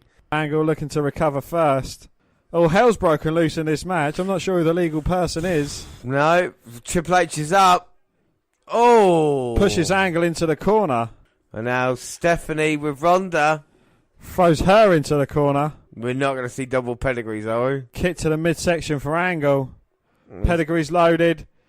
So's Rousey. Here we go. This is it. Double pedigree time. No. Oh, no. Angle sends Triple H over the top rope. Rousey with a backdrop on Steph. Rolls through. Locks in that armbar. But Stephanie's got her hands locked together again. And now Rousey just trying to get the arm. Oh, look at Stephanie with the legs. Steph's trying to fight it. Rousey's trying to break that grip. Oh, now look at that. Pushing forward. The shoulder just all that separates them. Finally gets the hands separated. Oh, and my Stephanie God. tapping instantly. And Ronda Rousey just broke the arm of Stephanie McMahon. And there's Dana White, UFC president here watching Ronda. And what a great match that was, Dan. I mean, I really enjoyed that. I was surprised. Triple H did a lot of work there, but like kind of all broke loose. I'm surprised the amount Rowdy did, you know. But I think that's great. What are your thoughts? Yeah, it was a bloody good match between these two. It was a lot better than I expected. I did like the interaction between Rousey and Triple H. I thought that was good. It kind of makes her a bit of a tougher force, not backing down from the game, the cerebral assassin, the king of kings, the COO of the company, and just, going toe-to-toe with him and getting the better of him. Yeah, without a shadow of a doubt. I mean, it would be interesting to see what they do with Ronda Rousey. She looked good here, and credit to her. Like I said, she needs to sort out a few things like the outfit, and, a couple other bits. But for what it was really, really good, and fair play to all involved, including Stephanie McMahon in that, actually. So we do move on. We both get a point, so it's 3-2 now. It is indeed, yes. Finally, something's going our way. Match 7. We haven't got a point since match 2. So there you go. So what the hell's going on? Ostra's streak's getting broken. Stephanie McMahon and Triple H actually being involved in a good match. Have I actually entered Cloud Cuckoo Land? We are in hell. We are halfway through and just trying to return back to normality. And it's a new day. So it's going to be the tag team title match next. And feel the power. Well, we've seen about great Wrestlemania entries past. So look at this, Dan. The pancakes. Well, the 3D pancakes. And Words and Kofi and Big E's coming out as a some kind of ball. Well, unicorns and pancakes, Dan. The New Day in WWE. Yeah, so what did you think of the promo for this match then? Well, a New Day. Oh, wait a minute. Look at these little people with distant donuts. Wow, WrestleMania's not WrestleMania without the midgets. Yeah, the little people are here. The little pancake tossers and the New Day having a party. Oh, come on, save WrestleMania. What a fucking moment. We talked in our WNR153 factions and tag team standard. We went into depth about the Usos and the New Day, about their accomplishments and what they've done. And their feud here, you know, they've been feuding for the past couple of years now for the titles, leading to the Bludgeon Brothers last month at Fastlane coming in just destroying everyone. They've been in their own undefeated streak. They come to WrestleMania here looking to dominate tag team division. Can they do it? You've got the Bludgeon Brothers, kind of harsh, the nasty kind of horror film-esque characters. You've got the kids film here in the New Day coming out, which is weird because the hardcore fans love them as well, you know what I mean? So, and then you've got the Usos who, after 6 pre-show WrestleManias, finally get their first match on the main show, you know? So it's all good. It is. So prediction-wise then, Dan, who you gone for? I'll give you a quick rundown of how I think the match is going to go. I think the Usos and the New Day are going to team up, take out the Bludgeon Brothers, and the Usos are going to win the title, or retain their titles, but not Usos to retain. Usos to retain. I've gone Bludgeon Brothers in this one, just because I think it's going to be a change in the tag team division. But, Dan, look, I've not had it's been a horrible mania, so expect the New Day to walk out as tag team champions. Or expect the little people dressed up as pancakes to get the pinfall victory and win. So it's triple threat action, wait for the Usos, and they deserve their chance, didn't they, Dan? You've gone from here. Do you like the Usos? I've been a big fan of them ever since they've changed. They're coming out dressed in white. It's the Uso Penitentiary, and they've been in charge of this They've been in charge of this penitentiary since when, Dan? Since day one-ish. Knock the stuffing out of me that did that streak ending like that. Really. I'm going to listen back to that, and it's going to be us talking, and all of a sudden it's going to be, and that's what it was. It's going to be what? That's what I'm saying to you. No, Dan, it's going to be this. It's going to be what? No, I'm saying to you, it's going to be this. I can't hear you. Is your microphone broken or something? Right, we're going to carry on with WrestleMania here. New Day here. We are halfway through. That's the funny thing about it. The joke's on us. And here come my pick, the Bludgeon Brothers. Well, Luke Harper and Eric Rowan have been dominant as a tag team with the Wyatts, and now trying to come out, I want to say on their own, but as their own team. I mean, Bludgeon Brothers gimmick, Dan, what you reckon on it? Well, it's certainly going better than when they was part of the Wyatt family, I think. Yeah. The Bludgeon Brothers have certainly been dominating since coming in. They've just walked through every team they've been against, but they haven't faced a challenge quite like the Usos and the New Day. Yeah, and as we found out with Oscar earlier, it's all about being on the biggest stage, facing your biggest threats. And like I said, the Usos and New Day have been teaming up recently as well, haven't they? And also, as we've seen, streaks are made to be broken tonight. They are. But we've seen the Usos and New Day team up after that assault at Fastlane, so they can work on the same page. We had that trousseau, didn't we? That we had indeed. So. But Harper and Rowan look like they mean business. Oh. Kofi and Jay teaming up to take out the Usos. Bludgeon Brothers. Trouble in Paradise. 1. Oh, God almighty. Nearly finished early with Kofi Kingston there. Bludgeon Brothers knocked down. They push away Kofi. Oh! Kick him inside out. A big boot, and then that's Jay jumps off the stairs. It's Jimmy Uso jumps off the stairs. And Eric Rowan and Harper, oh my God, sending him in. Head first into the steel, and Luke Harper slapping Eric Rowan around the face. Taking out Big E. And that's no easy feat. No, it's not. And into Eric Rowan here. This reminds me of Fastlane, but it's a match this time. Well, the match hasn't even started yet. Uh-oh. And they're zoning in on Xavier Woods. He isn't even part of this match. Oh, come on, Bludgeon Brothers. Don't get distracted. Come, knock it off, guys. Or they're going to get disqualified. It's like stupid like that. Woods is fighting them, though. Well, he's not backing down from the Bludgeon Brothers, but I think that's going to be a big mistake as they turn their ties to him. The fans don't really know what to make of this. The Bludgeon Brothers so dominant. Now they've got Xavier Woods. Remember what they did to him at Fastlane? Go! They've just thrown him back first into the ring post. And now Kofi Kingston. Thrown into the ring. And now Eric Rowan, double splash. Oh, with the assistance from Harper. Oh, Harper wants to tag. I don't even think the match has started yet. Hey. Oh, no, it must have done. It has, and they've counted it. They've just thrown Jay to the outside. I want to change my pick. Well, the Bludgeon Brothers. Harper Rowan got Kofi. Oh, but Big E up. Big E down. Jimmy up. Oh. Jimmy low, bridging Eric Rowan, hitting Luke Harper. Super kick.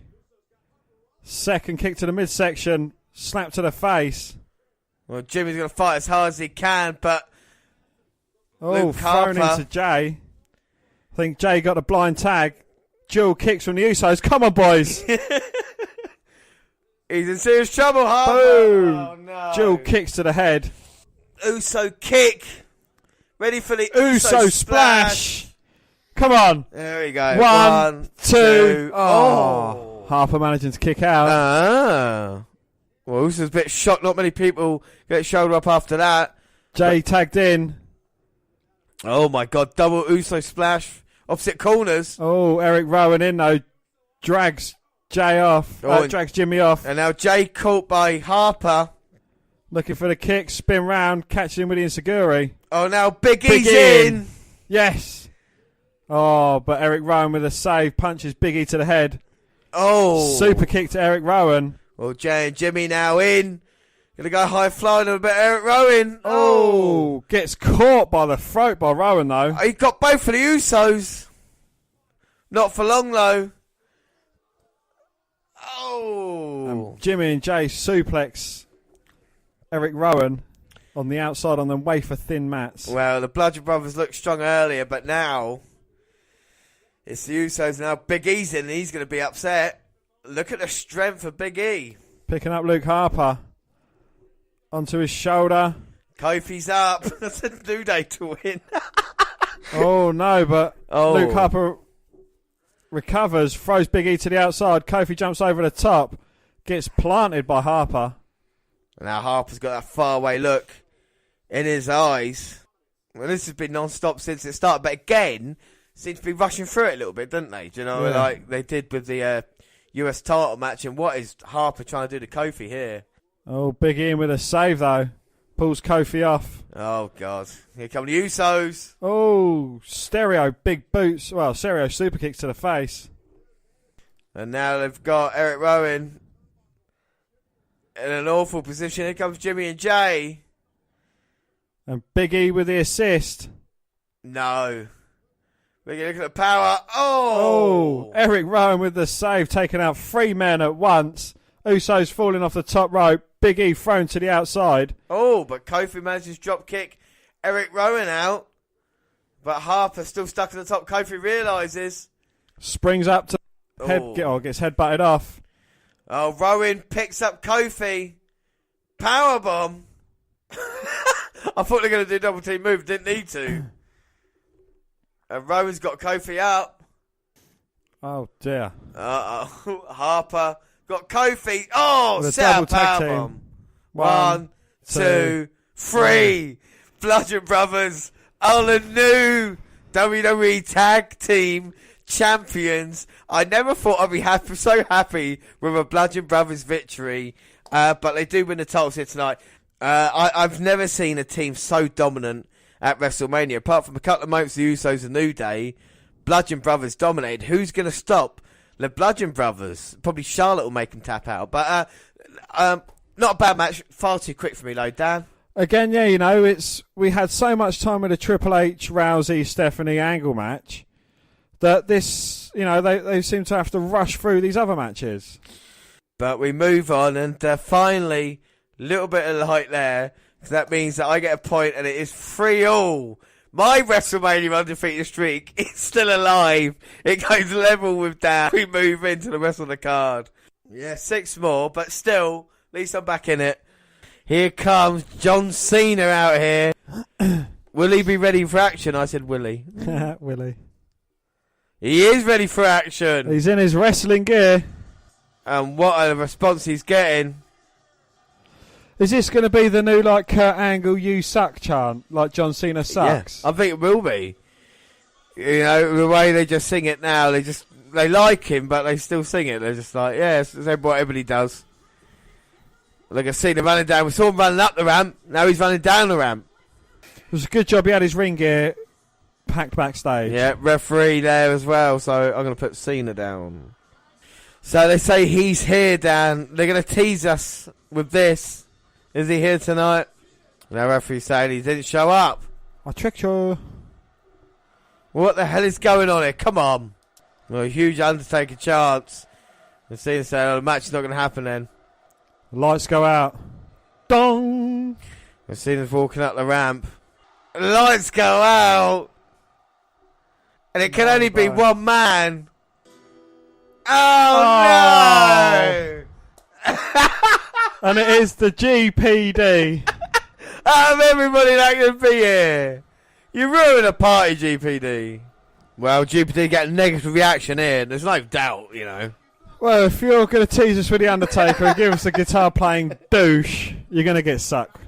This segment's already longer than the tag team title match. Indeed, yes.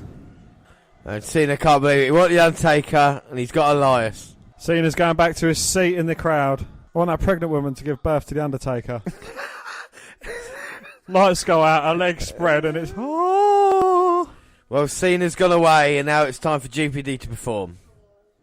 His name's James Rowlands, and my name's Dan White. I guess GPD's not going to be Braun Strowman's tag team partner now, then. Oh, I guess not. Is that another point you've lost? I've lost so many fucking points tonight. What's the point? Oh, boo, GPD. Boo. And John Cena climbs back in the ring, chasing GPD off. Oh, Cena now going through the motions. This is all we're getting, isn't it? He plants GPD. Takes his shirt off. You can't see me. Lights go out. Undertaker. Oh, you can't see me. Oh, now GPD with the AA, maybe. Well, he's got him loaded up. Plants him with the AA. Bye-bye, GPD. Lights go out. We just want the lights to go out, for fuck's sake. And lights go out. Well, it clears the thing of all the mess. Of course, you've got to remember last year, Undertaker left his hat and his coat in the middle of the ring. We've seen her now clearing up GPD's hat and coat in the middle of the ring. They want Undertaker chant. Oh! Kick worked! The lights go out. GPD again. As I was saying. Oh, no, that mystic smoke filling up the arena. Oh! My coat's in the ring. Well, what I said about last year, and now the same symbolism in the ring now. Cena's walking away from the ring now. What is... Oh! Lightning hits it. And what's this mean? A rebirth for The Undertaker? And they've gone. Holy shit, that's some magic shit. Does that mean The Undertaker's gone forever? Yeah! The Undertaker's music! Come on, you motherfucker. With a gong. Undertaker. Don't be a faker. Well, the fire... still burns. It does, and the smoke.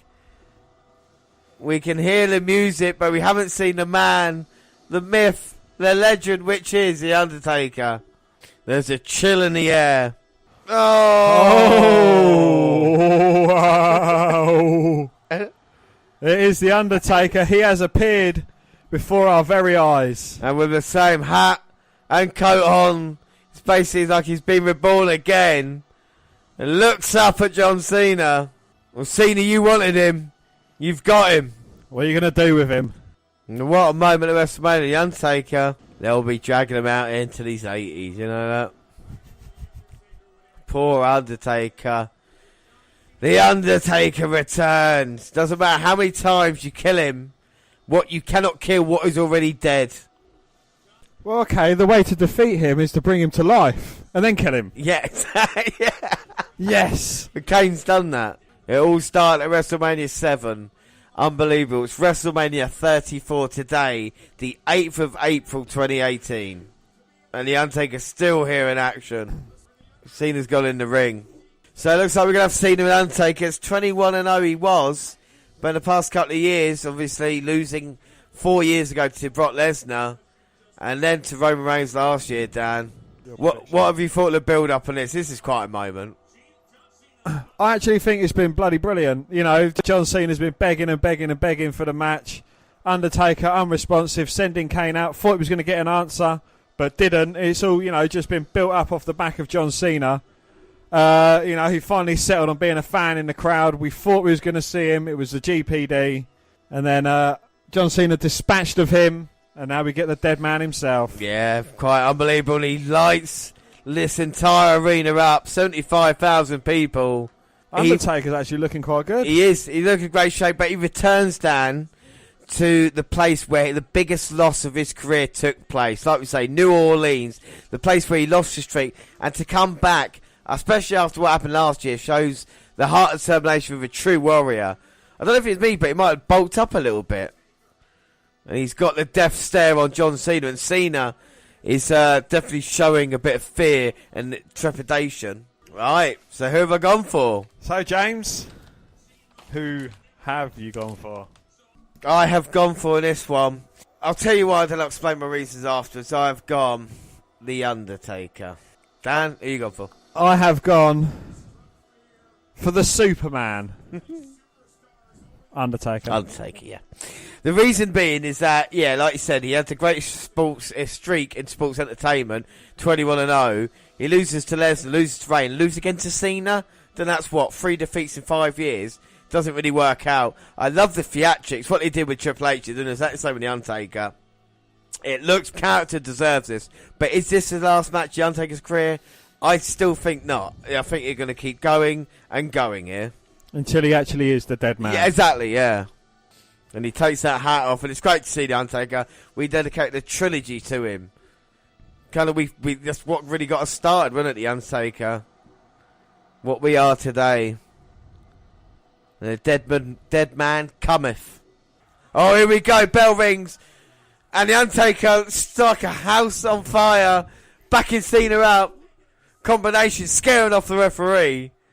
The Cena wanted this match so badly, but is he kind of regretting it already? Irish whip reversal to Taker sends him into the corner. I think he is. We're going to go through the motions here. We're going to see the best of both men, hopefully. Oh, big clothesline takedown from Undertaker. And The Undertaker managed to get back to his feet pretty quickly there. And now, here we go. Would you ever thought you'd see The Undertaker and John Cena in the same ring? We're seeing it. So The Undertaker now got the arm ringer, turns him round. Oh, we're going to see some very old school. Yes, we are. Fans loving it. Undertaker all the way up like a cat. Bang, Oh! drops Cena face first onto the mat. Tell you what, this hour's been really good to get my confidence back. Get him level and back on points with you and see The Undertaker at WrestleMania running in and destroying John Cena there. Clothesline in the corner. Undertaker. John Cena. Cena's in serious trouble, gets lifted up. Cena hasn't had an offensive move in. Undertaker rolls the dice, snake eyes. And the camera angle of that wasn't great because Undertaker put the big boot up and Cena with the hands up. But then a leg drop and Taker moving around. He's got the hand held high. He does look a little bit tired though, bless him. He's got a hand round the throat of John Cena. Picks him up, Cena with a backslide though. Ooh. Picks Cena up, picks Undertaker up. You can't see me into a setup. Sorry. Yeah, he drops him on the mat. And Cena now, you can't see me. Undertaker sits up. Yeah. You can't see me. The Undertaker sits up, stares at Cena. Oh, brilliant by Cena. Cena just drops to the mat in complete disbelief. Undertaker grabs him by the throat. Oh, my word. The highest chokeslam I've seen in a while. Straps come down. Oh, my word. He's just kicking ass and taking names. Runs his thumb across the throat. Tombstone time to Cena. He's got him up. Plants him head first into the mat. Rest in peace, John. One, two, three. Yeah. And Cena got squashed. Yes, he did. The Undertaker we needed to see here. Fantastic. I don't care if it wasn't a proper match. It gives them another year to get ready now for whatever else we've got.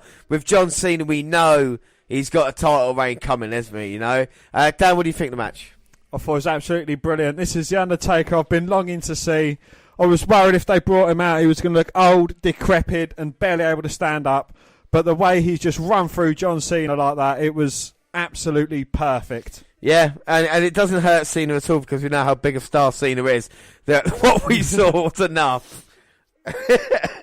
Fair play, John Cena, though. Played the storyline to perfection. Like we said, it was a story throughout the show, and it was answered by Taker. And to see someone getting hit by a tombstone and just getting pinned, it's a chance for redemption for The Undertaker, It is indeed, yes. Here at New Orleans, his biggest defeat, and now possibly his biggest victory, as the dead man returns, and God knows what can happen now. Cena gets out of the way as well, letting Undertaker have the ring. Very well played by Cena. Yep. Just took the beating like a man. I think Cena got in like 2 offensive moves in that whole match. Didn't need to do anything bad, did he? Just, need to be safe and sound. But, if anyone could have a match with The Undertaker, I think, this might come to a culmination at Survivor Series between these two guys. Yeah, I definitely would like to see a Cena Undertaker match a little bit longer. Like you said, maybe at Survivor Series there and then building up to whoever wants to be The Undertaker's opponent next year, Well, I was thinking, Survivor Series, a place where it all began, a place where it all could end. What do you think it'll get to end? I don't know. I wouldn't mind seeing an Undertaker WrestleMania match against Braun Strowman, maybe. Nah, I wouldn't like to see that. We'll see what happens. But no, good stuff now. And after the horrific start of WrestleMania, not in the kickoff, but just the main show, Rousey, Bludgeon Brothers and Taker kind of pulled it back a little bit here. I mean, I will never watch the street match again, but I might, If I was to start a show, I'd probably watch the IC title match and then skip up to Rousey. 5 matches left? It's going to be, Nakamura, women's match, Universal title, or... We've got 2 more we've got the... We're going to have a tag team match. Braun Strowman next, and then the Bryan thing afterwards. Yeah. Or do you think Bryan will be semi-main? I think that's going to be splitting up the Universal and WWE title.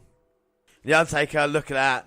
Stares back down at what is his yard. No matter what Roman Reigns says, no matter what Paul Heyman says, he's dug some holes and took some souls. And then we see the class of 2018, a ceremony that went 4.5 hours long. Will WrestleMania go this long? And they come out and listen to a nice moment. And we see them all Dudley Boys are now the headline act of the Hall of Fame. This time last year, Dan, he was Universal Champion going against Brock Lesnar. This time this year, he's in the Hall of Fame. Brock Lesnar's defending that same championship he beat Goldberg for. He's ready for a match. Go to the ring, see what shows. See what happens. Yes! He's got his sparklers. I wanted to see this at the Hall of Fame ceremony. James said the arena wasn't fire safe, but they can have it here tonight. There we go, and we are. Dan gets his WrestleMania moment with Goldberg. You get your WrestleMania moment with The Undertaker. Now, get the fuck out of it. We got stuff to get on with. Alright, so it's going to be Daniel Bryan and Dan going against Kevin Owens and Sami Zayn. If Kevin and Sami win, they are rehired. If they lose, they're fired. They're refired. They're refired, Dan. Let's have a look at the re-promo. After 2 years, Daniel Bryan has been medically cleared to return to in-ring competition.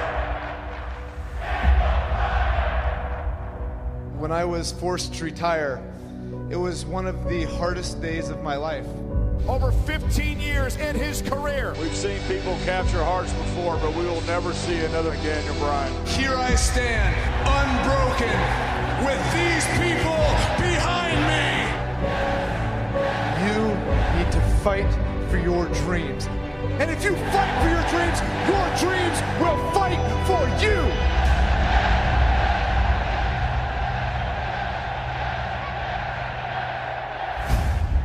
Shane, you may not like Sami Zayn and Kevin Owens, but this is the land of opportunity. I know you feel for them. Those 2 guys are gonna stab you in the back. Let me remind you, Kevin Owens beat my father unmercifully in this ring. Oh no! Mr. McMahon needs help. Let me remind you that it was Sami Zayn who got involved in my Hell in a Cell match. my God! Sami Zayn just saved Kevin Owens! Yep! Sami Zayn and Kevin Owens! Those two individuals betrayed the SmackDown roster. Cost SmackDown Live Survivor Series. Perhaps at times, I crossed the line. Here we go, Commissioner Hothead. There's no doubt Shane McMahon is the worst McMahon of them all. Owens just took out their commissioner. Perhaps at times, conduct unbecoming of SmackDown's commissioner. Shane just cost Kevin Owens and Sami Zayn the championship. That's too far. I am taking an indefinite leave of absence as SmackDown Live's commissioner. We appreciate that, Shane. And we think you'll appreciate this, too. Oh!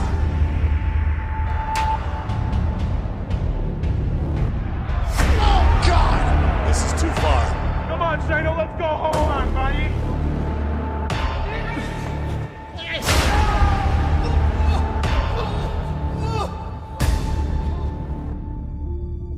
We weren't going to be here tonight. We weren't going to come because we knew Shane McMahon certainly wasn't going to be here. So what was the point? But then Daniel Bryan gets to return to in-ring competition?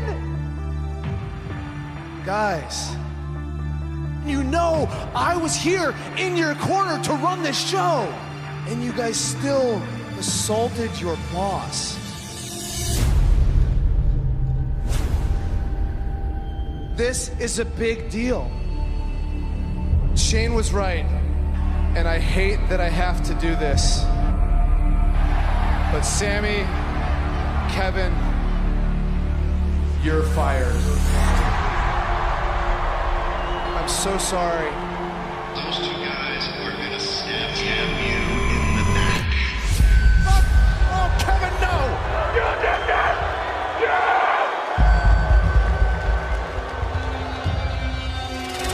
The general manager is fighting back against Owens and Zayn.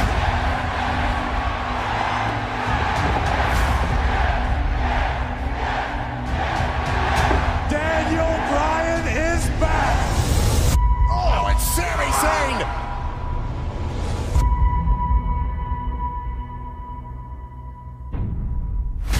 No, don't do this. Kevin, no.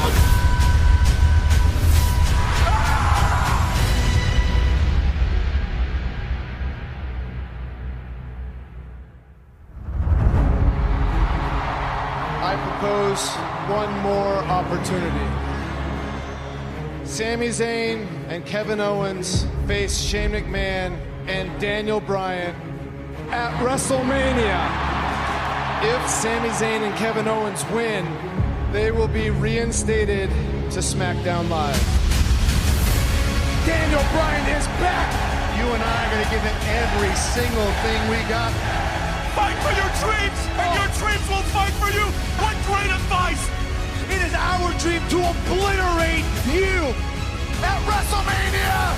Daniel Bryan and Shane McMahon beat the holy hell out of Sami Zayn and Kevin Owens.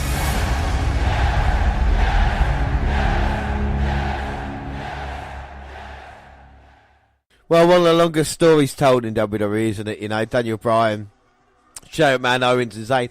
How far back do you want to go? Do you want to go back 2 years when Daniel Bryan was told he couldn't wrestle again and the kind of heartbreak and what to do, becoming general manager under Shane McMahon's leadership in the commissionership that he had on SmackDown, and saying he's going to be the guy, he's going to be the voice of the people who didn't have a chance back then, people like Sami Zayn and Kevin Owens. And what did they do? He disrespected the boss, Shane McMahon. They assaulted Vince McMahon. Kevin Owens left a scar on the owner of the WWE's head.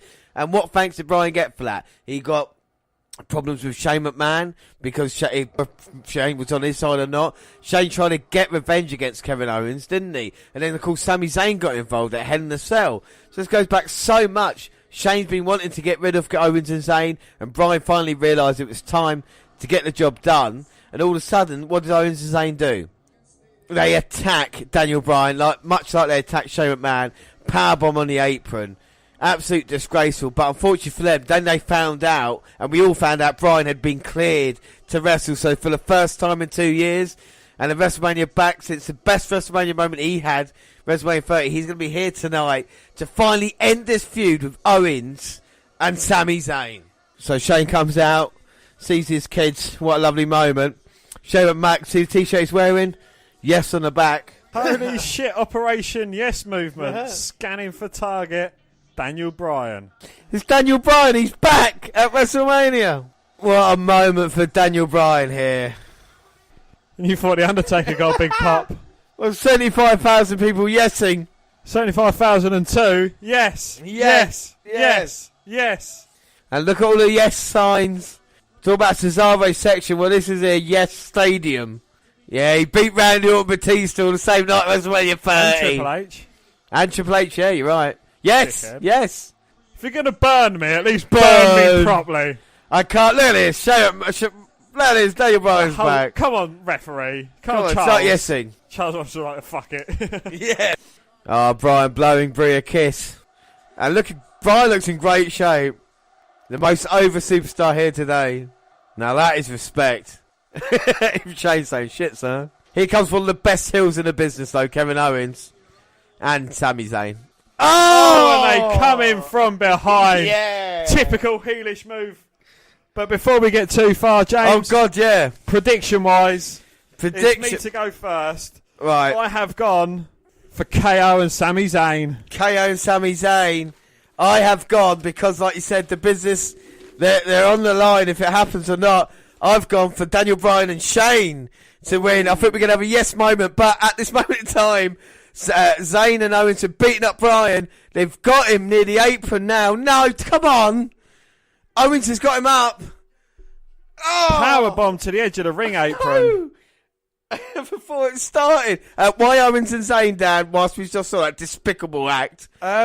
You've ruined it. I think there's going to be some friction between Daniel Bryan and Shane McMahon. I think something's going to happen between them, and their better judgment's going to cloud. Yeah, yeah. And it's going to cause Sami and Kevin to keep their jobs. Yeah, well, I'm hoping this is going to be the end of the feud here tonight. So if Zayn and Owens do lose, they can fuck off to Raw and let them carry on SmackDown. But talk about carried, I think Bryan's going to be carried out now, and this is not good. See him ring return of Daniel Bryan. He's getting stretched off. He's wearing his rhythm ring. Yeah, I should say he's been clear for action and they've powerbombed on the apron twice. Yeah. I mean, what? Yeah, you're back. You clear for action, are you, Austin? Oh, you're having a fucking Hell in a Cell match. Oh dear. So Bryan out here, and Owens is ain't happy in the KO Mania 3 t-shirt. Okay, look. So how many more matches? So keys to victory, obviously Kevin Owens and Sami Zayn, they need to sneak up on their opponents from behind, eliminate the biggest threat, i.e. Daniel Bryan, and just turn their focus to Shane McMahon. For the faces to get the victory, James? Well, Daniel Bryan needs to be fresh. Strong in this match. And Owens and Zayn have been brilliant with their plan. Shane needs to stay in it. Toughness, the heart. He's a McMahon, god darn it. So, he can fight this, and Zayn and Owens aren't the best of friends. You know, we've seen friction between the two before. So maybe with a bit of money, what about if Shane was to say to Zayn, oh, okay, maybe not. But he's not Zayn off the apron with a big right hand, goes to work on Kevin Owens. Combination. He's got a lot of frustration building up. Sami Zayn cost him his match against Kevin Owens by pulling him off the announce table. Yeah. Well, however he does it, and Shane McMahon is furious, and Charles Thompson's like, all right, okay. Shane McMahon with the old rope-a-dope. Swinging the lefts and rights. We should say with Shane McMahon, who hits a lovely back elbow there. Since his return, WrestleMania 32 against The Undertaker, WrestleMania 33 last year against AJ Styles, unbelievably, and now against Zayn and Owens. Shane O'Max, though, not 100%. You can see him grasping at the ribs. Well, it's a hernia, isn't it? I think that he had thanks to Zayn and Owens there, plus all the other trouble he's had. Oh, and a big bicycle kick taking Kevin Owens down. Grasps at his stomach, though. Exerting himself. Plants Sami Zayn with a lovely DDT. He's fighting off the pair of these guys at the moment until a big boot from Kevin Owens to the midsection puts him down. Okay, now, former Universal Champion Kevin Owens, like I said, he doesn't suffer fools gladly, and he does hurt you. I really like Kevin Owens, and Owens is, for a guy his shape, he's stayed on top of things, you know, and become relevant. He's not had a title on SmackDown, but you could argue he's become one of the most important faces on there. Always featured heavily, you know. And now he's beating down Shane McMahon. I really like Owens, don't get me wrong. I just thought we'd have a lovely yes moment, but obviously fucking not. Because WrestleMania, where James's dreams die, yes. I don't want to say it, but it's the place where streaks come to die. It is, and it's 4 points all. My WrestleMania streak is on the line here tonight as well. We're going to go separate ways after this, Dan. Oh, Shane McMahon in trouble. Zayn trying to pin him. Shane keeps getting the shoulder up, though. And this is great strategy for these two, isn't it? You can't say fairer than that. Fairer than that. Well, it is going to be a movement, James, but it's going to be a yep movement. And look at Owens sarcastically clapping Daniel Bryan there. Mocking him, saying, good job, Bryan, good job. Well, we've already seen the commissioner's COO earlier get their ass handed to them by Rousey and Angle, and now it's... Oh, no, sorry, by the general manager. Oh, by the... Yeah, you're right. It's by the general manager there. This general manager here and the SmackDown commissioner getting their asses handed to them by Zayn and Owens. So we've seen them going against each other, the general manager and the commissioner, and now we're seeing the general manager and the commissioner working together, or not much working together, because Daniel Bryan's down and out and Shane McMahon's in a lot of trouble. Yeah, so that means the 40 figures just do what they want, and now this could be the end. Look at Zayn. Such a mocker. This is a handicap match. This is not fair. Dropping his feet into the stomach of Shane McMahon. I mean, he's got to be in a lot of trouble now. I think it's going to be both Shane and Daniel Bryan getting wheeled out of here on a stretcher. I'll tell you, if this assault continues, they'll bypass the hospital, go straight to morgue. Well, at least they've got an Undertaker backstage. Hey, that's true. So they go for the cover. Shane kicking out. That tough son of a gun. Well, James, you said it. He's a McMahon, goddammit. He is. I'm startled. It's not some fireworks. Don't have to jump. No, fucking 3 o'clock in the morning. Shane in serious trouble. Can he get in front of his in front of his children one last? Can he get second wind? Well, I think that's just spurred him on. Come on, you Spurs. And he's fighting out of his corner, taking out Owens, taking out Zayn. But he's got no one to tag. He hasn't got a fresh man to come in. Owens hit Shane. Zayn hit the Blue Thunder Bomb. Oh, but Shane kicks out. Oh. Well, we thought this would be a great moment for Daniel Bryan. And he's not been involved in the fucking match. Shane getting up in the corner. You know what this leads to? Oh, ducking out the way of the Helluva kick, though. Elbows to the back of Zayn. Setting him up in the corner. Punching away at his back. And now Zayn's hung up in a tree of woe. Well, Zayn all short of pain. Here comes Owens. Oh, he gets... Shane McMahon sidesteps him. Throws him out the ring. He looks fucked. Coast to coast, perhaps. Go on, Shane. Bring out the big guns now. He can't take that risk when he's injured. Shane McMahon is unbelievably tough. Zayn is caught here. Don't do it, Shane. Here he comes. Coast to coast. Drops her feet to the face of Sami Zayn. Oh, my God. Shane doubling over in pain there. I don't know if it was worth it. But he can't get the cover, though. Can he crawl over? Yes, here he goes. Got it. 1, 2. Oh, Owens with a running senton, though, breaking up the pinfall attempt and breaking a couple of ribs of Shane McMahon on the way. This is the thing. I burped when I said that. This is the thing. He could have kicked him in the head, but instead he does the senton because it focuses on that midsection that's been injured. Owens is ever the cerebral assassin himself. Tags himself in from Zayn. Bullfrog splash. Oh, that's it. Daniel Bryan's coming in. 1, 2. Yes! Yes! You don't want this, though, but Bryan's here. You knew Bryan was going to get involved in the fuck. Come on, Bryan. Come on, son. Get the hot tag. Look at the crowd. But Bryan in serious trouble. Owen's so frustrated. Shane in the corner. Looks at Owen and says, looks at Bryan and says, this is for you. Cannonball! Shane McMahon ducks out the way, though. Come on, Shane. Can he get the hot tag to DB?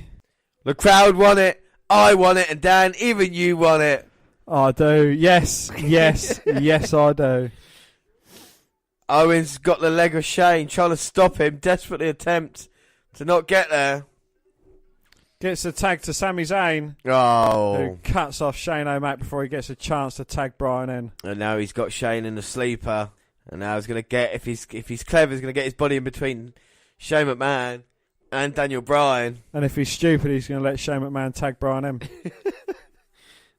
I'm just going to give you the other side of the coin. Brother, look at Shane's strength picking up Sami Zayn. With a hernia as well, James. Oh, my God. I'm struggling to get to Bryan. Can he tag him in?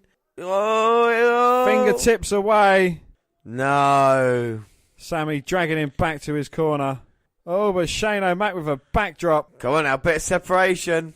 Bryan desperate. He's like a caged animal. It's been 2 years he's been caged down, and Shane's got the key to the lock of the cage, and he's going to pull it in a second if he can tag Daniel in. Shane pulling himself along with the ropes. Brilliant by McMahon. And now here comes Daniel Bryan. Retribution against these two suckers. Well, the crowd can dig it. Oh, yes. Dig it. Here comes Zayn. Oh, Bryan catches him out the corner of his eye, blocks his attack, unloads with some big right hands, goes after Kevin Owens as well. And now sends Zayn back in the corner. Every strike is met with a thunderous yes chant. Oh, backflip by Bryan. Bounces the ropes. Ducks Zayn.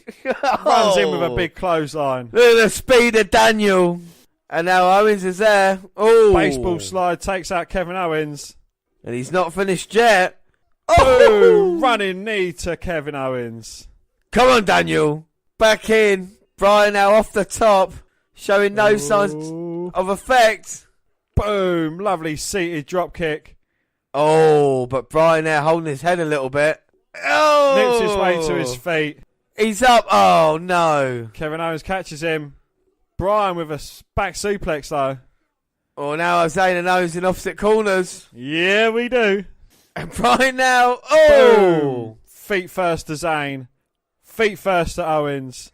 Feet first to Zayn. Feet first to Owens. It's been a while since Daniel did this, knocking Owens down. And Bryan's so happy Bryan's so happy to be inside the ropes, looking at Sami Zayn, saying, please, I don't want to go to school. Oh! Boom. Big kick to the jaw. Puts him on the top turnbuckle. Oh, this is dangerous. Oh! Hurricane Rana sends him down. Bryan lands on his knees. And now Bryan's psyching himself up. We haven't seen Shane McMahon since he was taken out. We don't care. Well, no, don't need him. Bryan now going to look for the running knee on Zayn. Oh. Owens grabs hold of his foot. Hell of a kick. Oh, no. Zayn with a cover. 2. Yeah. Bryan managing to kick out. Yes. Sorry about that. I got caught up in the excitement. Shane McMahon stirring. Owens wants to tag. Oh. Super kick to Shane O'Mac. We thought he was going to make his way back in the ring. And now pop-up powerbomb time to Daniel Bryan. Well, Bryan holds on to the top ring rope, stops the momentum. Couple of kicks to the face of Owens. Oh, pop-up powerbomb. 1, 2. Yeah! But again, Bryan managing to kick out. 2 finishes. 2. Pop-up and a hell of a kick. Couldn't get the job done. Daniel Bryan's still in this. Helluva pop-up kick. It is, and now he's tagging in Zayn. Shane back up the apron. Oh, low bridges. Kevin Owens sends him to the outside. And now Shane. Oh! Comes flying off the apron. And now it's Zayn and Owens. Now it's Zayn and Bryan in the ring. And Zayn looking to finish Daniel Bryan. I think Zayn and Owens are knocked out outside. Fuck me. McMahon and Owens knocked out outside. And now poor Daniel Bryan, 2 years out. And Zayn wants his job back. Huge right hand from Sami Zayn. Zayn screaming, why did you do this? Brutal punches to the face of Bryan. Zayn maybe doesn't want to do this. Uh-oh. No, he's punched Bryan one too many times and he's pissed off now. Oh, and Bryan responds with slapping our right hands. Oh, my God. And a flurry of slaps to Sami Zayn. Kick to the leg. Drops into his knees. Oh, we're going to see the Miz kicks. Don't. What? Don't. Yes. The yes kicks. How they should be done. Every kick stoving in the chest of Sami Zayn. And the crowd absolutely loving it. Oh. Bang. Nearly kicks his head off his shoulders. And now Bryan wants the crowd to get behind him. Running knee time. Yes. Yes. Yes. Yes. Yes. Yes. Come on. Oh. Turns Zayn inside out with a running knee. Going for the yes lock. He's got Sami Zayn. Sami's holding on. It's jump on the line. He taps. Zayn taps out. Yes. Yes! Daniel Bryan gets the victory back where he had his greatest victory at WrestleMania 30. Bryan is back in action. Unbelievable stuff there, Dan. Daniel Bryan looks like he never missed a beat. Unbelievable match here. After the start, Owens cannot believe that Zayn taps out for this. Job on the line. They're far from SmackDown. But Bryan been taken out early, and then the kind of beat down of Shane McMahon. We thought, all right, waiting for the Bryan hot tag. Come in, and what a hot tag it was. And then basically, like I say, kicked out of both finishers for either man, and then got the yes lock. Bryan looks very strong. I don't think he's going to be general manager for very long. You think he is happy to be back in the ring? Yes, and we're glad to see him, and making Zayn tap out as well. And then Owens and Zayn have got that problem with, hey, remember when you tapped out when we lost our jobs?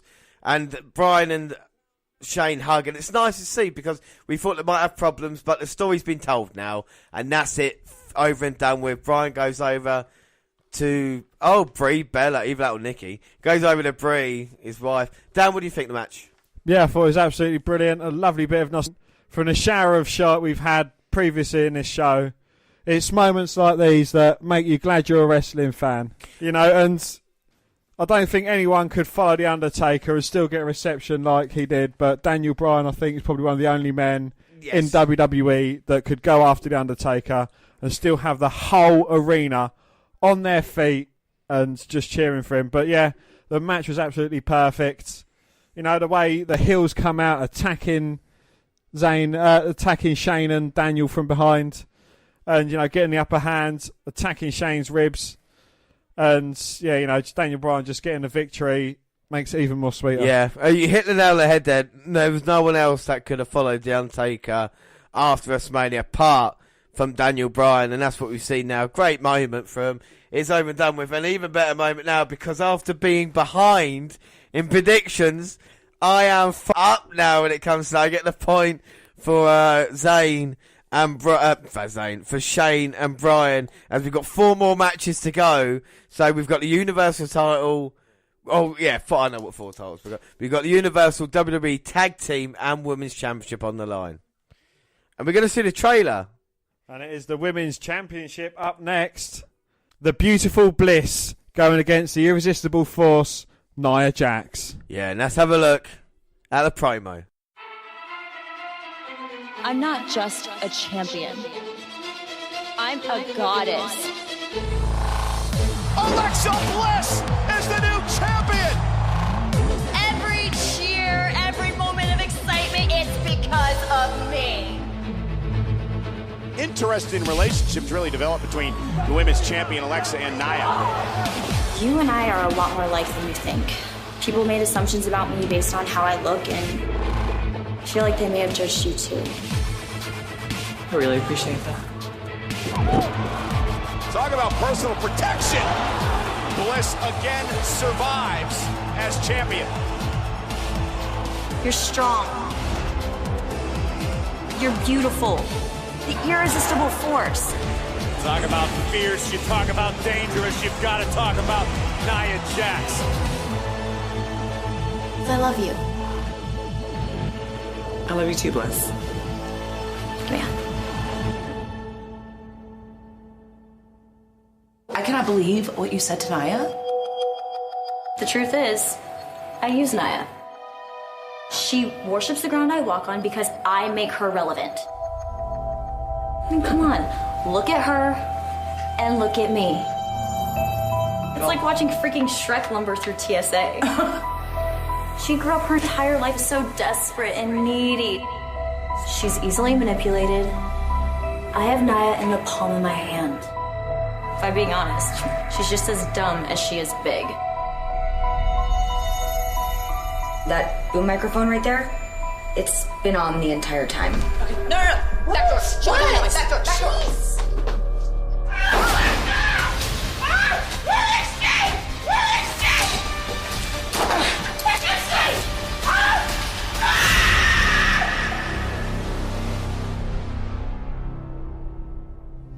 I said some things about my best friend Nia Jax that were very hurtful and wrong.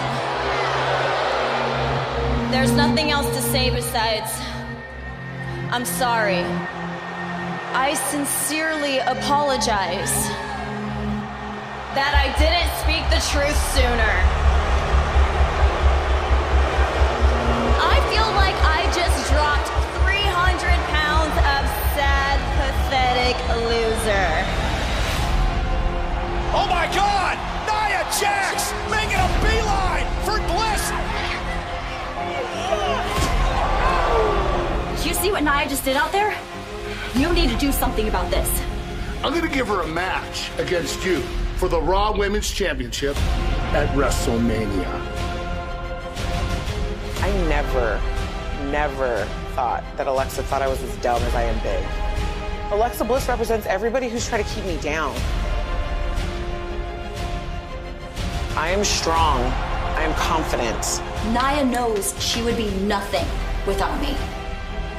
Alexa, you're nothing but an insecure little girl. And at WrestleMania, I'm gonna squash you like a bug.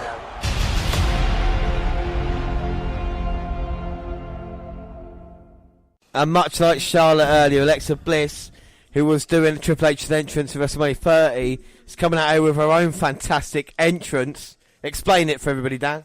Well, Alexa Bliss is up on a plateau, which she deserves to be. She deserves to be high up on a pedestal, out of the eyes of her weary peasants below her. So you class yourself as a peasant, then? I am compared to the beautiful Miss Bliss. Well, fair play. We all are. Well, speak for yourself, but, you know, here she comes getting lowered down. Dan, what have you thought of the promo for this one? Well, it's, you know, these two women, Bliss and Jax, have been best friends for a long time. And, you know, there's been a bit of friction between the two of them before. And, you know, it finally come to fruition when Alexa Bliss, she was meant to be in an interview backstage. She was set up horribly. And they left the boom mic on. And, you know, words was taken out of context about her bullying Nia Jax about her weight. And then she came out. Everyone thought she was going to apologise, but she says she feels like she's had 300 pounds dropped. Oh.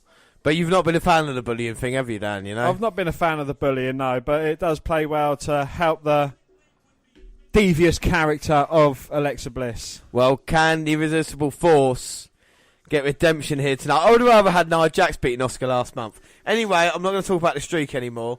We're going to talk about Alexa Bliss, who's been fantastic, coming out with Mickie James. And it's all about predictions now, Dan, isn't it? Because with 4 matches left, it's all to play for here. I have gone for this one, new women's champion, Nia Jax. How could you go against Miss Bliss? I mean, she's as smart as she is beautiful.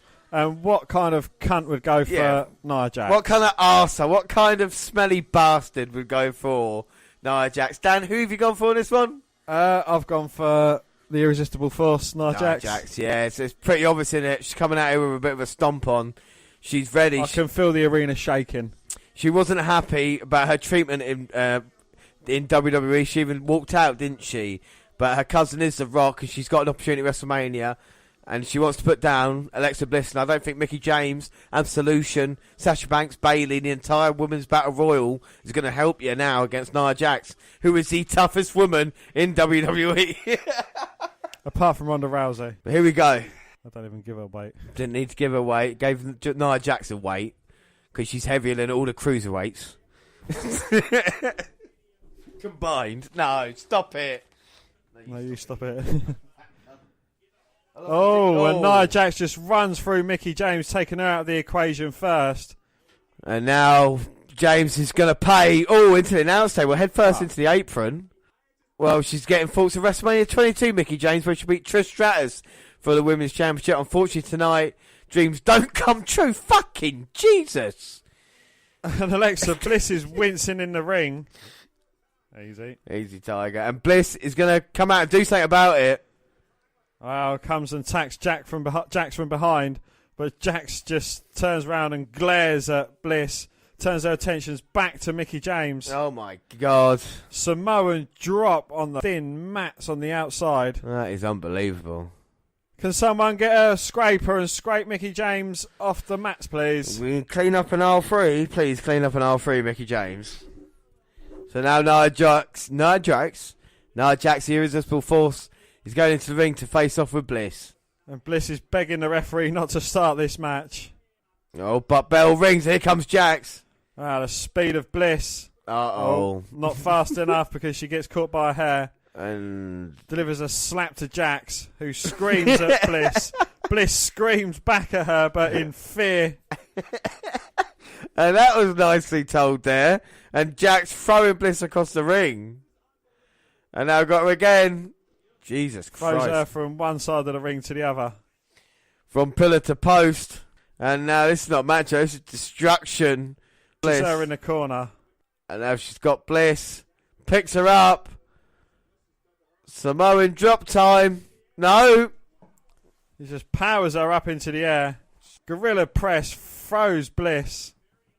Oh, and Bliss very intelligently rolling out of the ring. Well, again, Nia Jax needs to...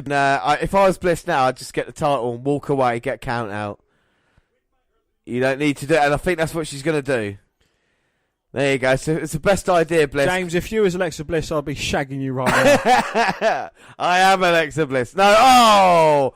Luckily, I'm not. Well, no, Bliss looking to walk away with her title, but Jax just runs straight through her. And do what she wants with Alexa Bliss. Got some ropes, got a little bit of a break. Very intelligent there while the official wasn't looking. A thumb to the eye. Oh, the oldest trick in the book, and if Nia Jax can't see, Bliss got the advantage. You can't hit what you can't see. Well, speed versus power. Bliss go for straight and just try to wear down Nia Jax now. Beauty and intelligence versus power, James, I think you find. Towards beauty, kill beast. Now Nia Jax throws Bliss into the corner. Oh. Bliss sidestepping though. Oh, and attacking Jax's knee. And that was right to the... just picking her spots. She won't be women's champion for the amount of time she has been without a fantastic game plan. Got a lot of girls on my team. And with Nia Jax by Bliss's side, I'm sure she picked up a few of her weak spots. Oh, and a stomp to the spine, and she's just standing on Jax, bouncing her head off the mat. Well, when Bliss stands on Nia Jax, she's about 6'5", and now going back to the leg. Bliss working on the leg. Oh my God! But a clubbing blow across that ample chest of Bliss. But Bliss, to her credit, though, with a drop kick to Jax. I mean, if Bliss is ample, then what's Jax? Uh-oh. Jax in trouble. Wow, just picking Bliss up and suplexing her. Well, Bliss thought she had a submission, but it ended badly. And Jax back up. And we heard that from here. And Jax looking to spear Alexa Bliss, but again, the intelligence of Bliss, she hits the ring post, and the ring moved about 3 or 4 inches. It really did then. You can see the stairs are a little bit off, and Bliss, to her credit, is going up. The match is going longer than I thought it was going to be. Sparkle splash off the top to the outside. She is one brave girl, James. And that is it. She's taking Jax out. All Bliss has to do is get the ring, and she's got the victory. I can't believe Asuka tapped out earlier. I still can't believe it. I'm sorry, I'm not going to go over it. Jax back in. Only just, but she's a bit worse for wear. Well, Bliss has been on point in this one, and look at the evil look in her eyes. Big drop kick to the back of Jax, sending her head first into the middle turnbuckle. And now she's down and she's already been hit. Well, look, Miss Bliss going to put away Nia Jax. Plants her with a brutal DDT, a lot better than the glorious one. But Jax managing to... Bliss now slapping Nia Jax. We never thought we'd see this. Maybe Bliss, irresistible force, going to put Nia Jax away. She certainly is irresistible. But Jax grabbing Bliss by the throat, kick her in the cunt.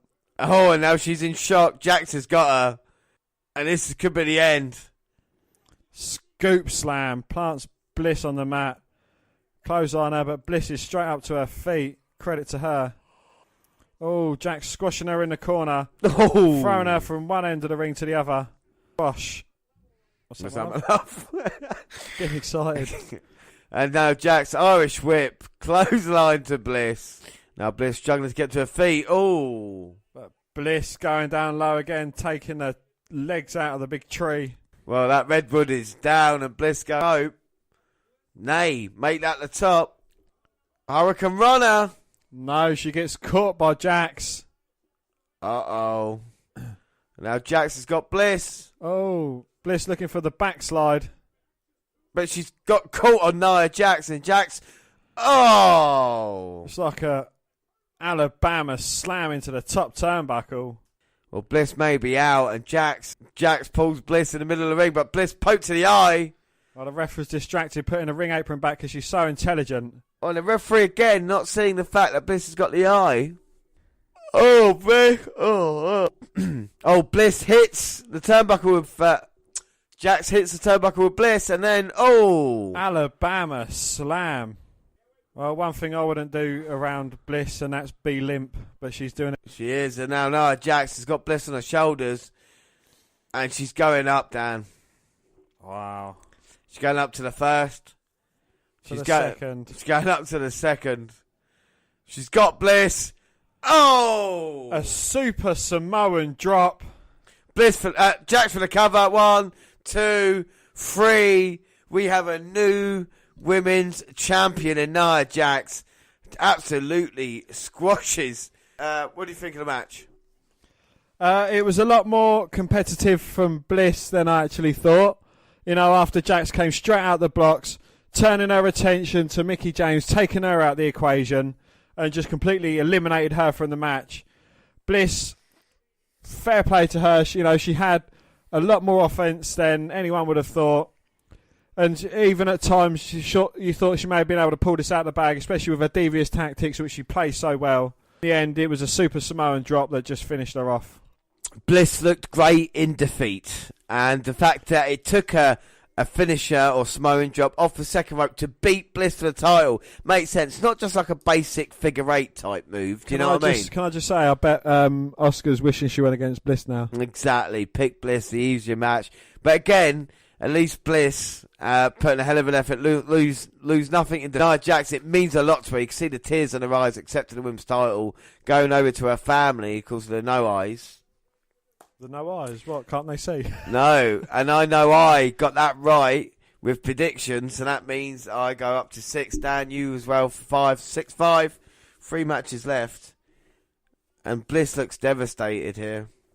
Bliss for the second consecutive Mania. She walked in champion, but the second consecutive Mania, she walks out without it. Well, it feels like this Mania is moving quicker, moving along faster than last year's Mania, isn't it? It is, yeah. We are in New Orleans, Dan, for the Granddaddy of all WrestleMania, and after an awful start, it's picked up a bit since then. And up next, it's a dream match. It's Shinsuke fucking Nakamura, the winner of the 2018 Royal Rumble, going against the WWE Champion, AJ Styles. And let's have a look how all this came about.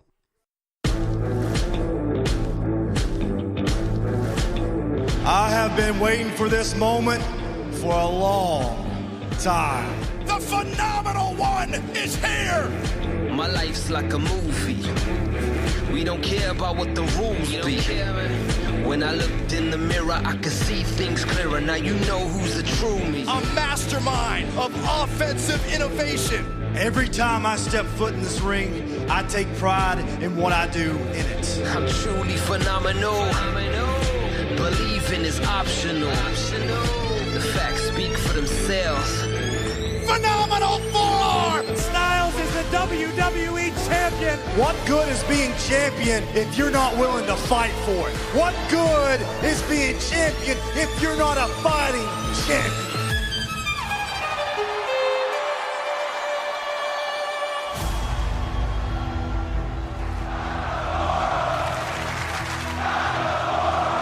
A man who is charismatic, arguably the biggest star in Japan, and just magical to watch.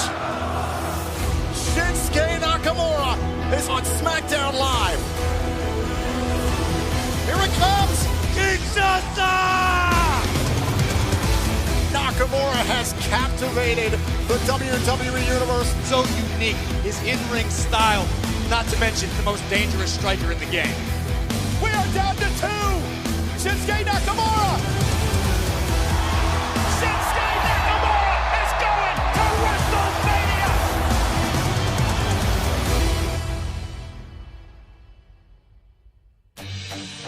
There will be a dream match on the grandest stage of them all. Nakamura and Styles for the WWE Championship. Yo, we here now. Vision's clear now. Yo, it's my time, and it's near now. And I'm too strong, no fear now. You can feel it when the crowd starts to cheer now. I have the utmost respect for Shinsuke Nakamura because we have similar paths getting here to the WWE. They don't know that I've been training hard, and I'll take apart any opponent with the bravest heart, the latest star. I have headlined Tokyo Dome. I have been a champion all over the world. Whoever it is, I don't care. I'm moving with precision, and I'm on a mission. Fulfilling ambition is my vision. But when it comes to this WWE Championship, Shinsuke, those comparisons stop. AJ, I respect you, but I will beat you at WrestleMania. Greatness is within us. Yo, we here now. Vision's clear now. Yo, it's my time, and it's here now. And I'm too strong, no fear now. You can feel it when the crowd starts to cheer now. At WrestleMania, need to face new champion. When I walk in to WrestleMania and defeat you, and that proves that I am better than the best, that I am phenomenal. Vision's clear now. Yo, it's my time, and it's near now. And I'm too strong, no fear now. You can feel it when the crowd starts to cheer now. Yo, we here now. Vision's clear now. Yo, it's my time, and it's near now. And I'm too strong, no fear now. You can feel it when the crowd starts to cheer now.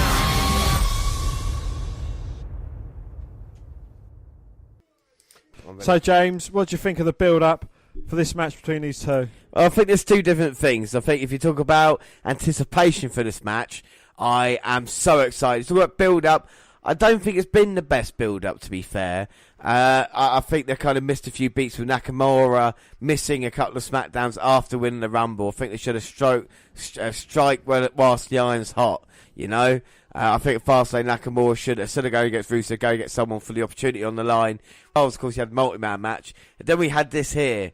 And, you know, the anticipation of being dream match being great. But I wanted to kind of like the history involved in Styles and Nakamura, not just about in NXT and stuff, to be explained more. Maybe even to get some bit like NJPW clips if they could. You know what I mean? To explain why Styles and Nakamura have this kind of history together, what they've accomplished on the independent scene. For a person to be a fan of WWE, to have these two guys clash is going to be absolutely fantastic. But I want to see kind of athletic thing as well, of both men sitting down saying, I want to be the champion. This is what I want to be. I have to beat you if I'm going to be there. And I don't think they've explained it enough on SmackDown. On the promo video, yeah, they're showing bits and pieces of it. What have they done on SmackDown to promote it, Dan? Well, they've kind of both been in a feud with Shelton Benjamin and Chad Gable.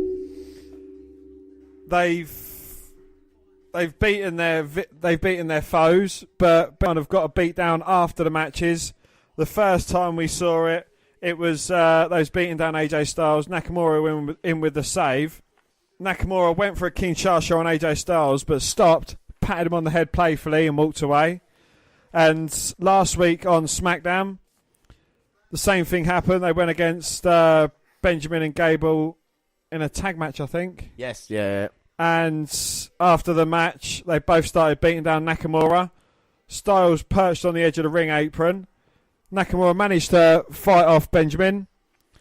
Styles came in with a phenomenal forearm, stopped short, and just patted Nakamura on the head.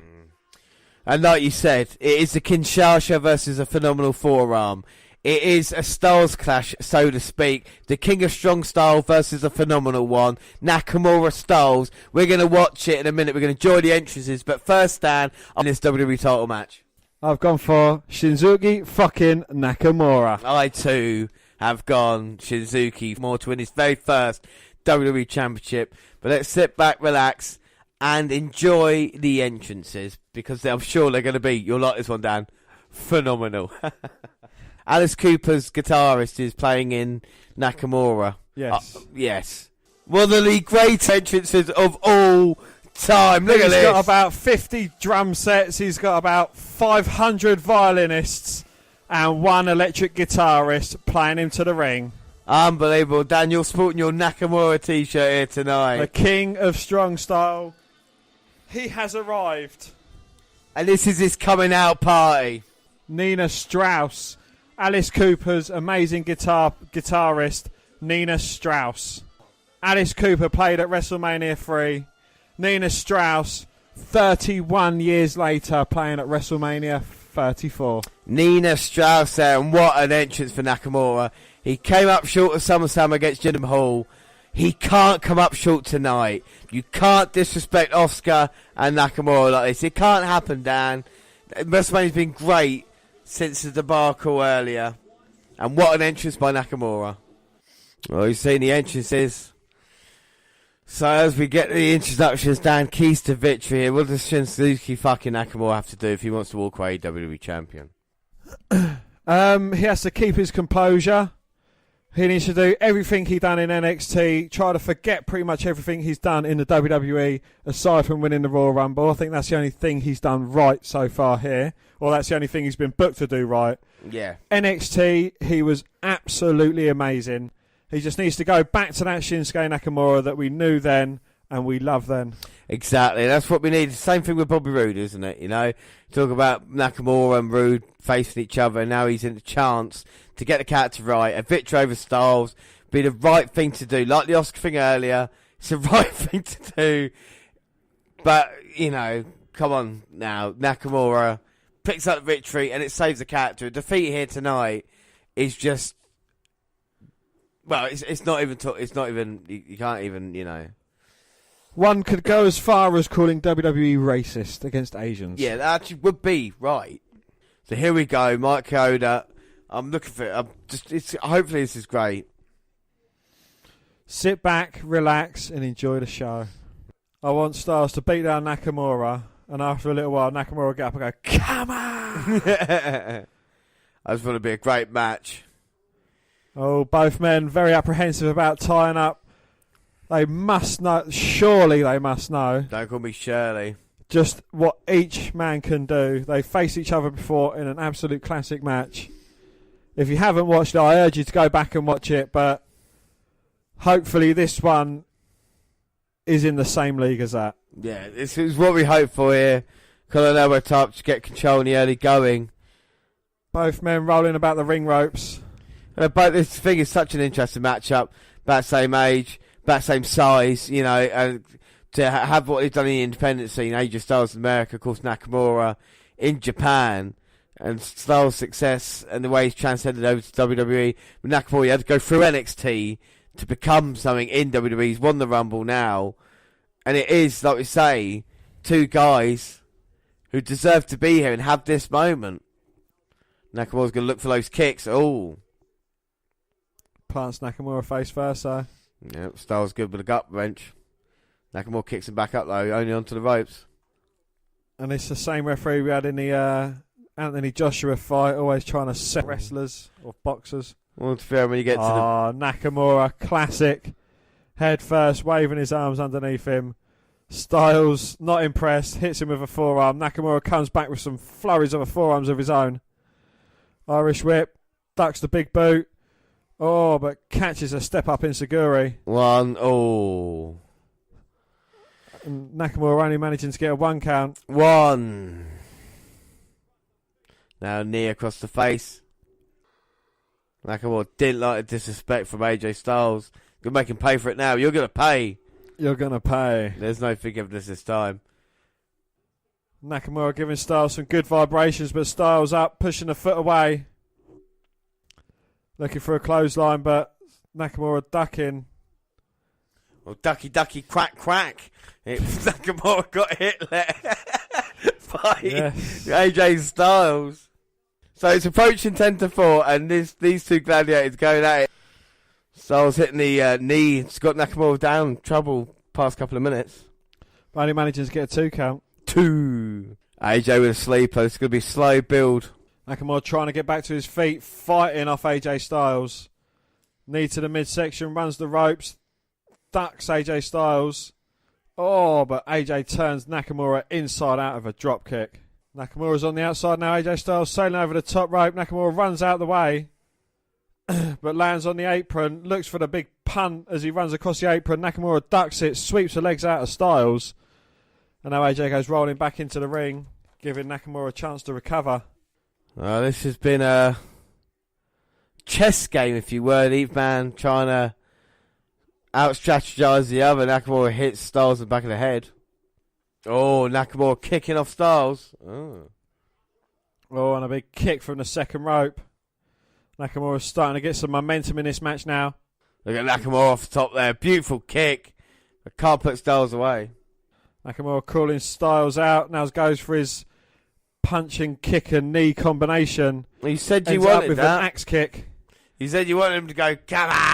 I wanted him to have been beaten down a bit, though. He was beaten down a little bit. Styles been in a bit He was in control. the advantage at that point. They're both getting very sweaty. Nakamura picks up Styles. Places him on the top rope.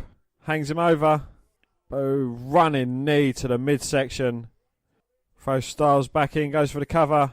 2. Oh, but Styles managing to kick out. Oh.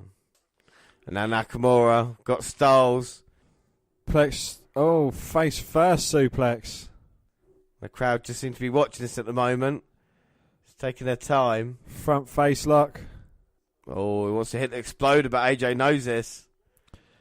Goes to the ring ropes, trying to get a break. Oh. Plants Nakamura with a slam of his own. Styles Nakamura. They're not really exploded yet, have they? No, they're just waiting for it. It's a slow burner. We knew this. Oh. Styles running in with a big forearm. Sat Nakamura down, comes across with another big forearm, goes for the cover. 2. No. But Nakamura managing to get the shoulder up at 2. 2. Well, that was Nakamura there showing his heart and determination. We know both of these warriors have got it in abundance here. Nakamura swinging and missing. Styles have got Nakamura up. Oh, no, he's got him now. Yep. Oh. Pump handled stomach breaker with to the knee. Well, pump handled knee to the stomach. Pump handled gut buster. And what a move. Styles can't keep Nakamura down. Now Styles picking up Nakamura. Looking for the Styles clash. Nakamura knows this. Makes his way back to the edge of the ring. Oh. Tips Styles over the top. Oh. Styles coming back in with a forearm. Well, he hit him with Nakamura tried with a kick, missed. Oh, looking for the phenomenal forearm, but Nakamura had that counter 2. Oh! Turns him inside out. 1, 2. And Nakamura with the landslide there. But Nakamura placing Styles up on the top rope. We'll overlook that blip. Referee's fault. And Nakamura's got Styles. And Styles going to be serious trouble now. Nakamura going to deliver a superplex. Styles sliding through Nakamura's legs. Oh. Trying to pull Nakamura off the top rope. But Nakamura's got his left leg hooked over the top. He managed to get out of it. Styles a little bit stunned. And now Nakamura with a kick. Oh. Wow, Styles catches the kick attempt by Nakamura. Kicks the other leg out from underneath him. You would say with Styles he's got more weapons than Nakamura. Even though I think Nakamura's weapon, the Kinshasa, is a more dangerous weapon. I still think with Styles you've got the calf crusher that he targeted with a leg there maybe. You've got a phenomenal forearm on the outside. The Styles clash as well can all put Nakamura away. And if he works on the kick, it's going to be painful trying to go for the Kinshasa. Yes, if he works on the leg, it will be tough going for the Kinshasa, and we saw it come into fruition there when Nakamura tried lifting him. Styles rolls through. He's got the calf crusher locked in. Well, we talked about this, and Nakamura's in the middle of the ring now. Nowhere else to go. And he's desperately looking. And Styles, oh my word. Oh, Styles with a calf crusher. Rolling for through. Oh, Nakamura now going for the armbar, maybe the triangle. Well, he's got a triangle choke locked in. Big right hands to the head of AJ Styles as well. And Styles is fading.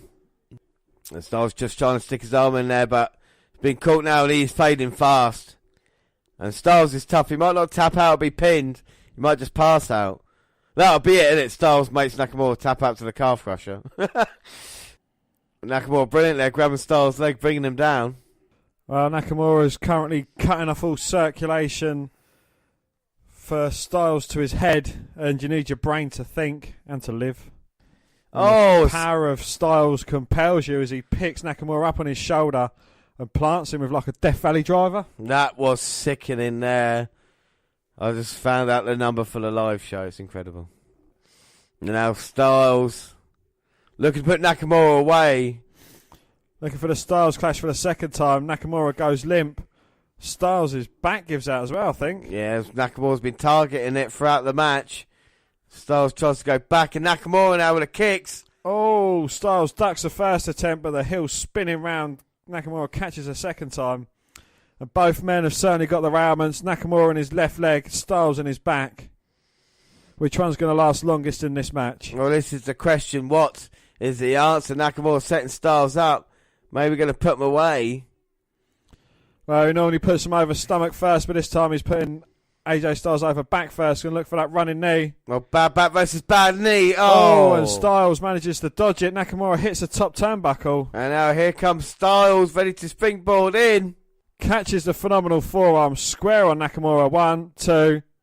Oh, fucking you bastard. And Nakamura at the last second managing to kick out. Oh, that was the last second as well.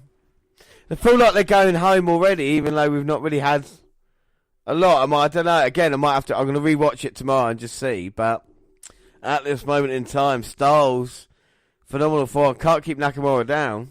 The fans don't seem to be on their feet with it either, do they, you know? But Styles is not finished yet. Looking for a second phenomenal forearm. Or maybe that spinning 450. But Nakamura gets his knees up. Roll up by Shinsuke. 2. Styles managing to kick out. Now both men get back to their feet. Headbutting each other in the collarbone. And now both men exchanging big blows in the middle of the ring. You talk about King of Strong Style. This is when he comes into his own.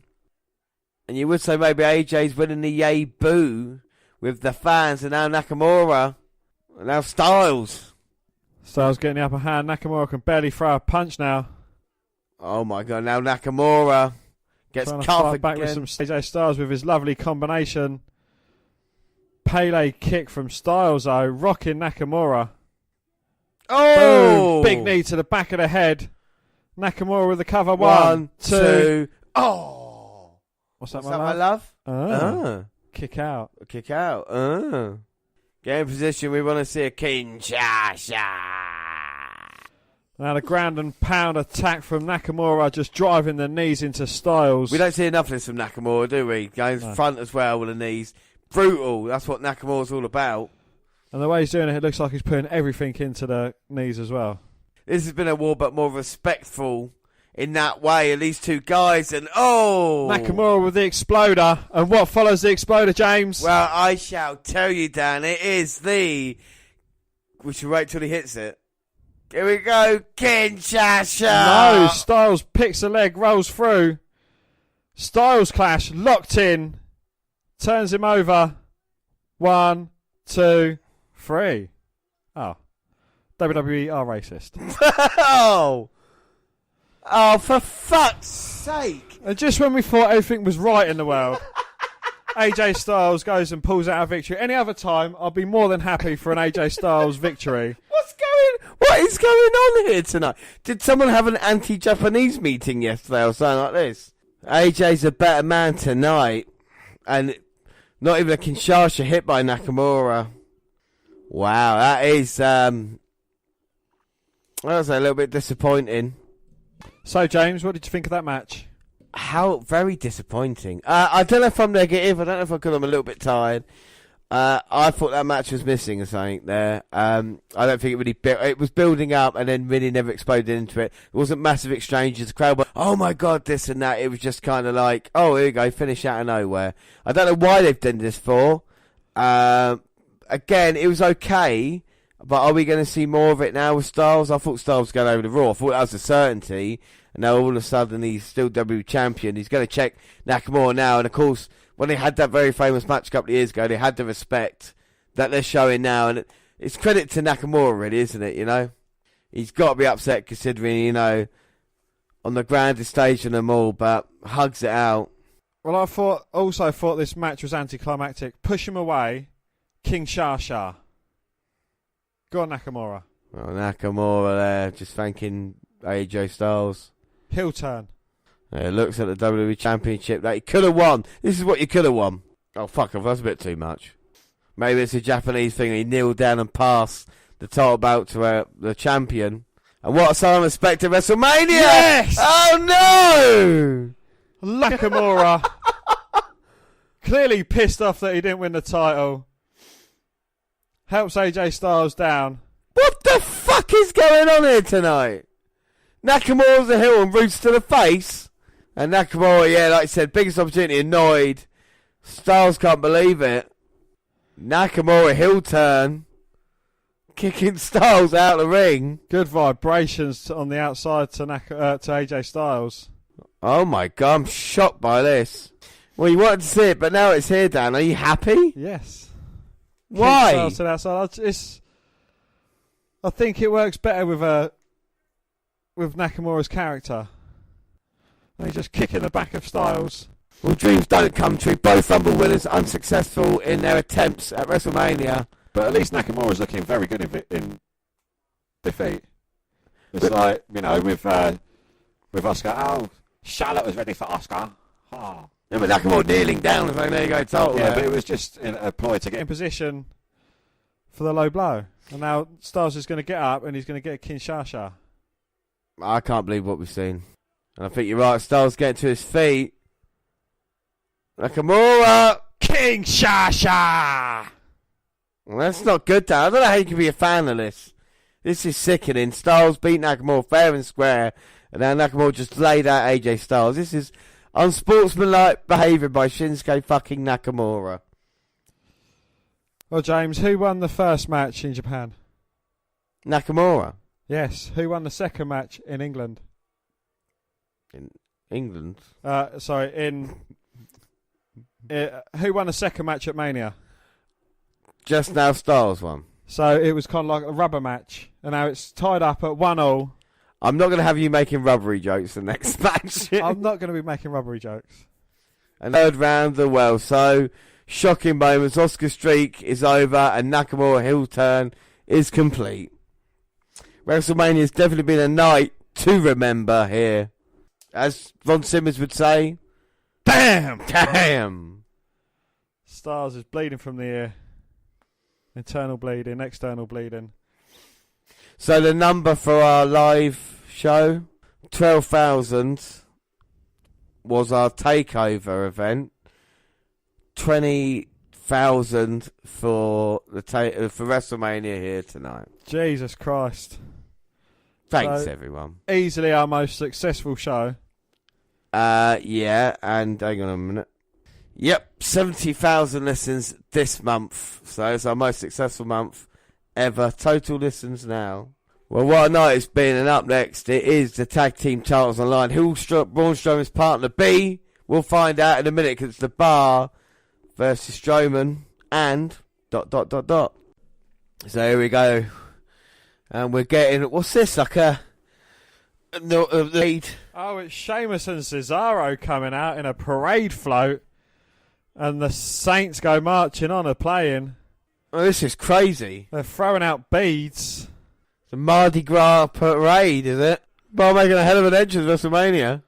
Alright, Dan, so as the Bar come out here. Next match, tag team titles on the... We had bonus predictions today.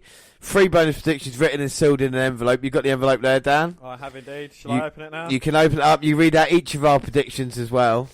So we picked the Andre Giant Memorial Battle Royal winner. So, whose did you got there? Do you want mine or yours first? Give me yours. So I've got yours, you got mine. So the first one, Andre Giant Memorial Battle Royal winner. You have gone Big Cass, so you don't get the point.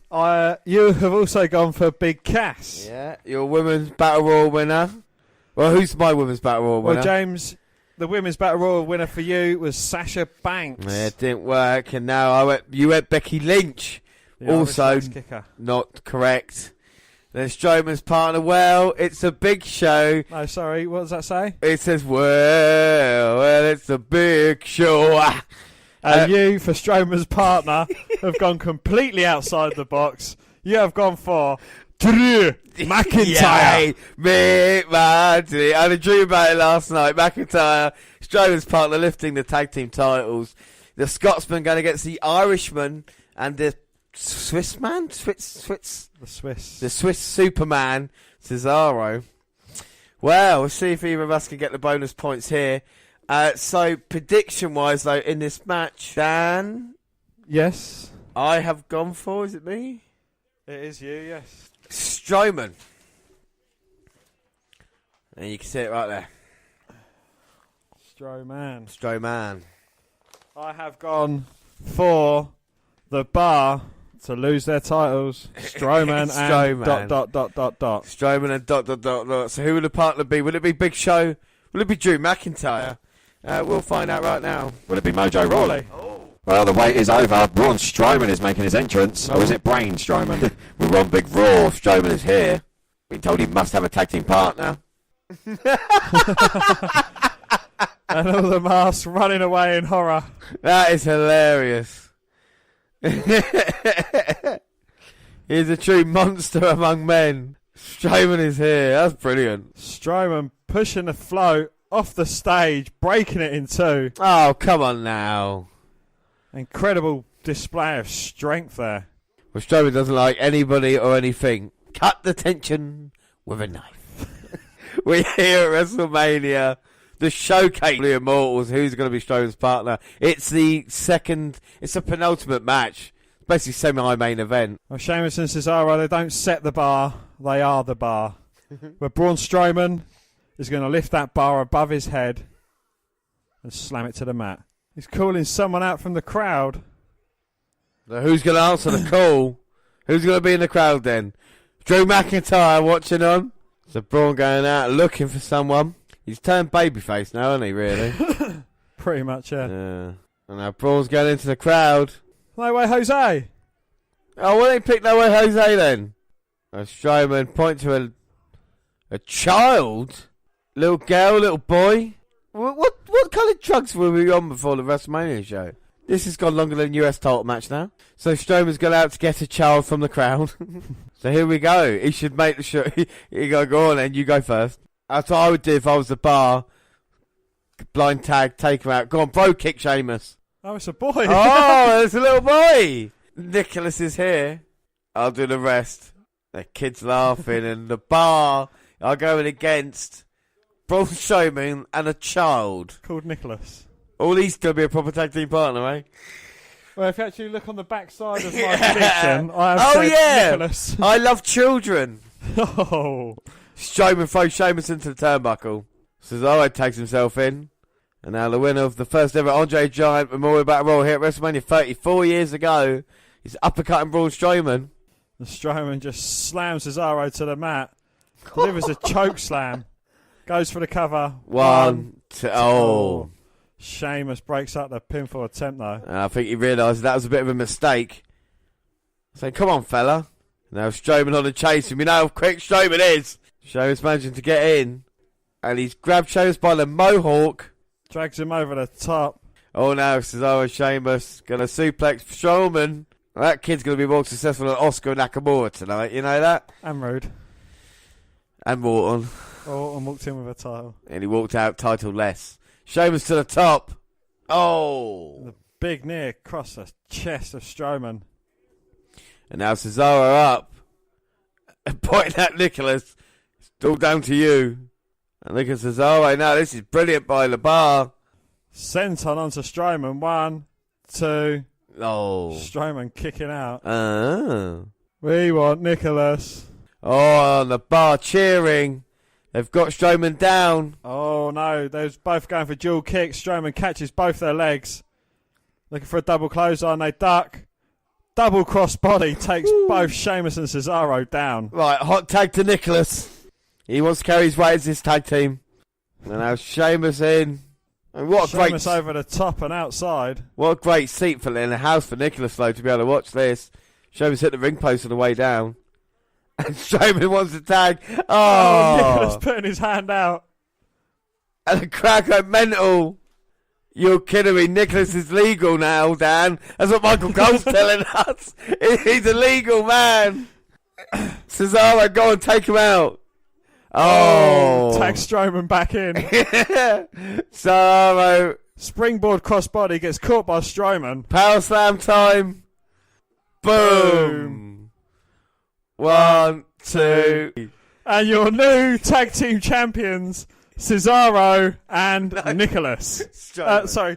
And your new tag team champions, Strowman and Nicholas. Yeah, come on, lift him up with a title belt. What a moment that is for Braun Strowman. What an odd moment that was. Dan, what do you think of that match there, Nicholas? Look at the Nicholas at WrestleMania. What a moment for this young man. Well, things that make WrestleMania are moments, and in my knowledge, nothing like this has ever happened before. No. And I don't think it's going to happen again. No. Not then. Not now. Not forever. Unbelievable WrestleMania. Nicholas, Braun Strowman and Nicholas, the Raw Tag Team Champions. Get another point. It's 6-7. So now it comes to the main event. We've got to hope we've gone differently in this one, Dan, as we get to that. What a weird match that was, though. It was, but it was a bit of comic relief between, the two main title event matches. Yeah, well, this is like you said, it's comic relief. Now we get down to the real serious business, because up next it is the WWE Universal title. The man has held it for a year. Brock Lesnar going against, I was going to say Goldberg, going against Roman Reigns. And let's have a look at the main event promo.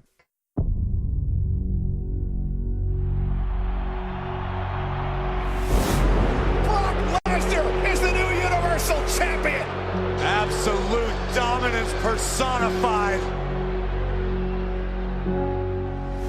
Ladies and gentlemen, I present to you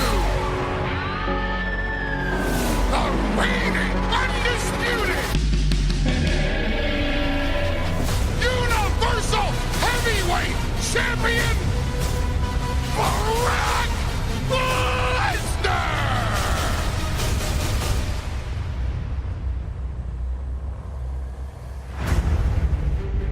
I'm a man of my word. I said I was going to win the Elimination Chamber. Roman Reigns is going to WrestleMania! And I did. A return ticket to Suplex City. So when I say I'm going to WrestleMania and I can beat Brock Lesnar, I'm telling the truth. The truth. They're not gonna like it back there, but I'm gonna say it anyway. Brock Lesnar's not here tonight.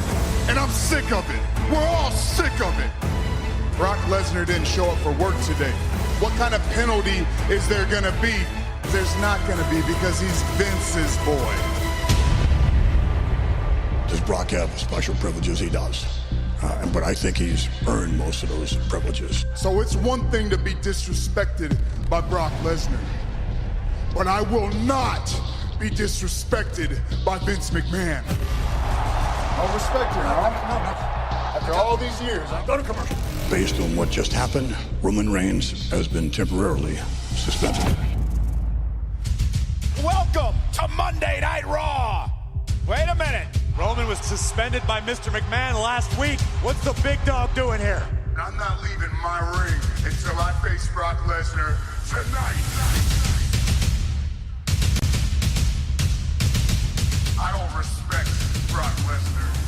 A defiant Roman Reigns. Roman's completely lost it. And I damn sure don't fear that bitch. Oh my God. Brock Lesnar's here. The Beast is here, and the situation is dire for Reigns. Roman Reigns is handcuffed.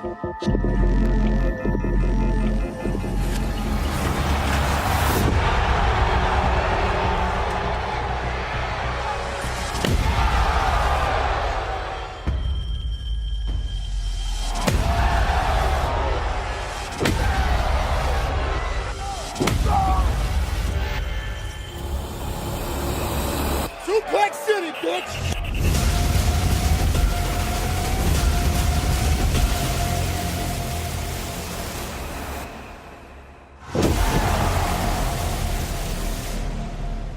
Roman Reigns is not man enough to take that Universal title from Brock Lesnar. Roman Reigns isn't man enough to take another beating from Brock. Oh my God. Roman Reigns is here. How? Why?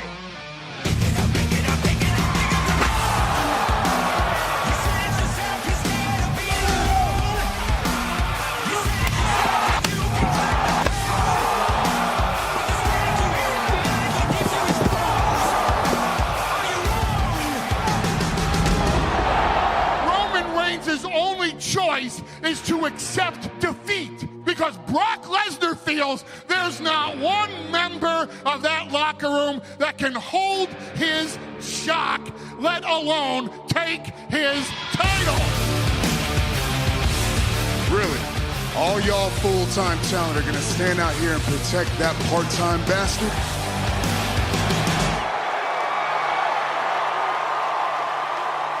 Cause it's about to get heavy.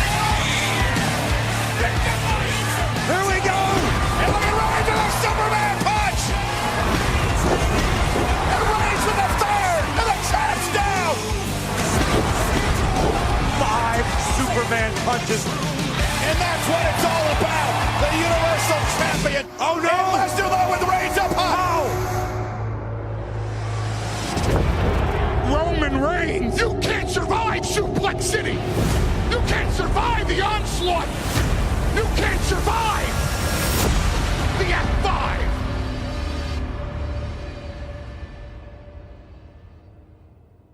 Well, WrestleMania's nearly over, but we'll be back next year, and of course, New York City.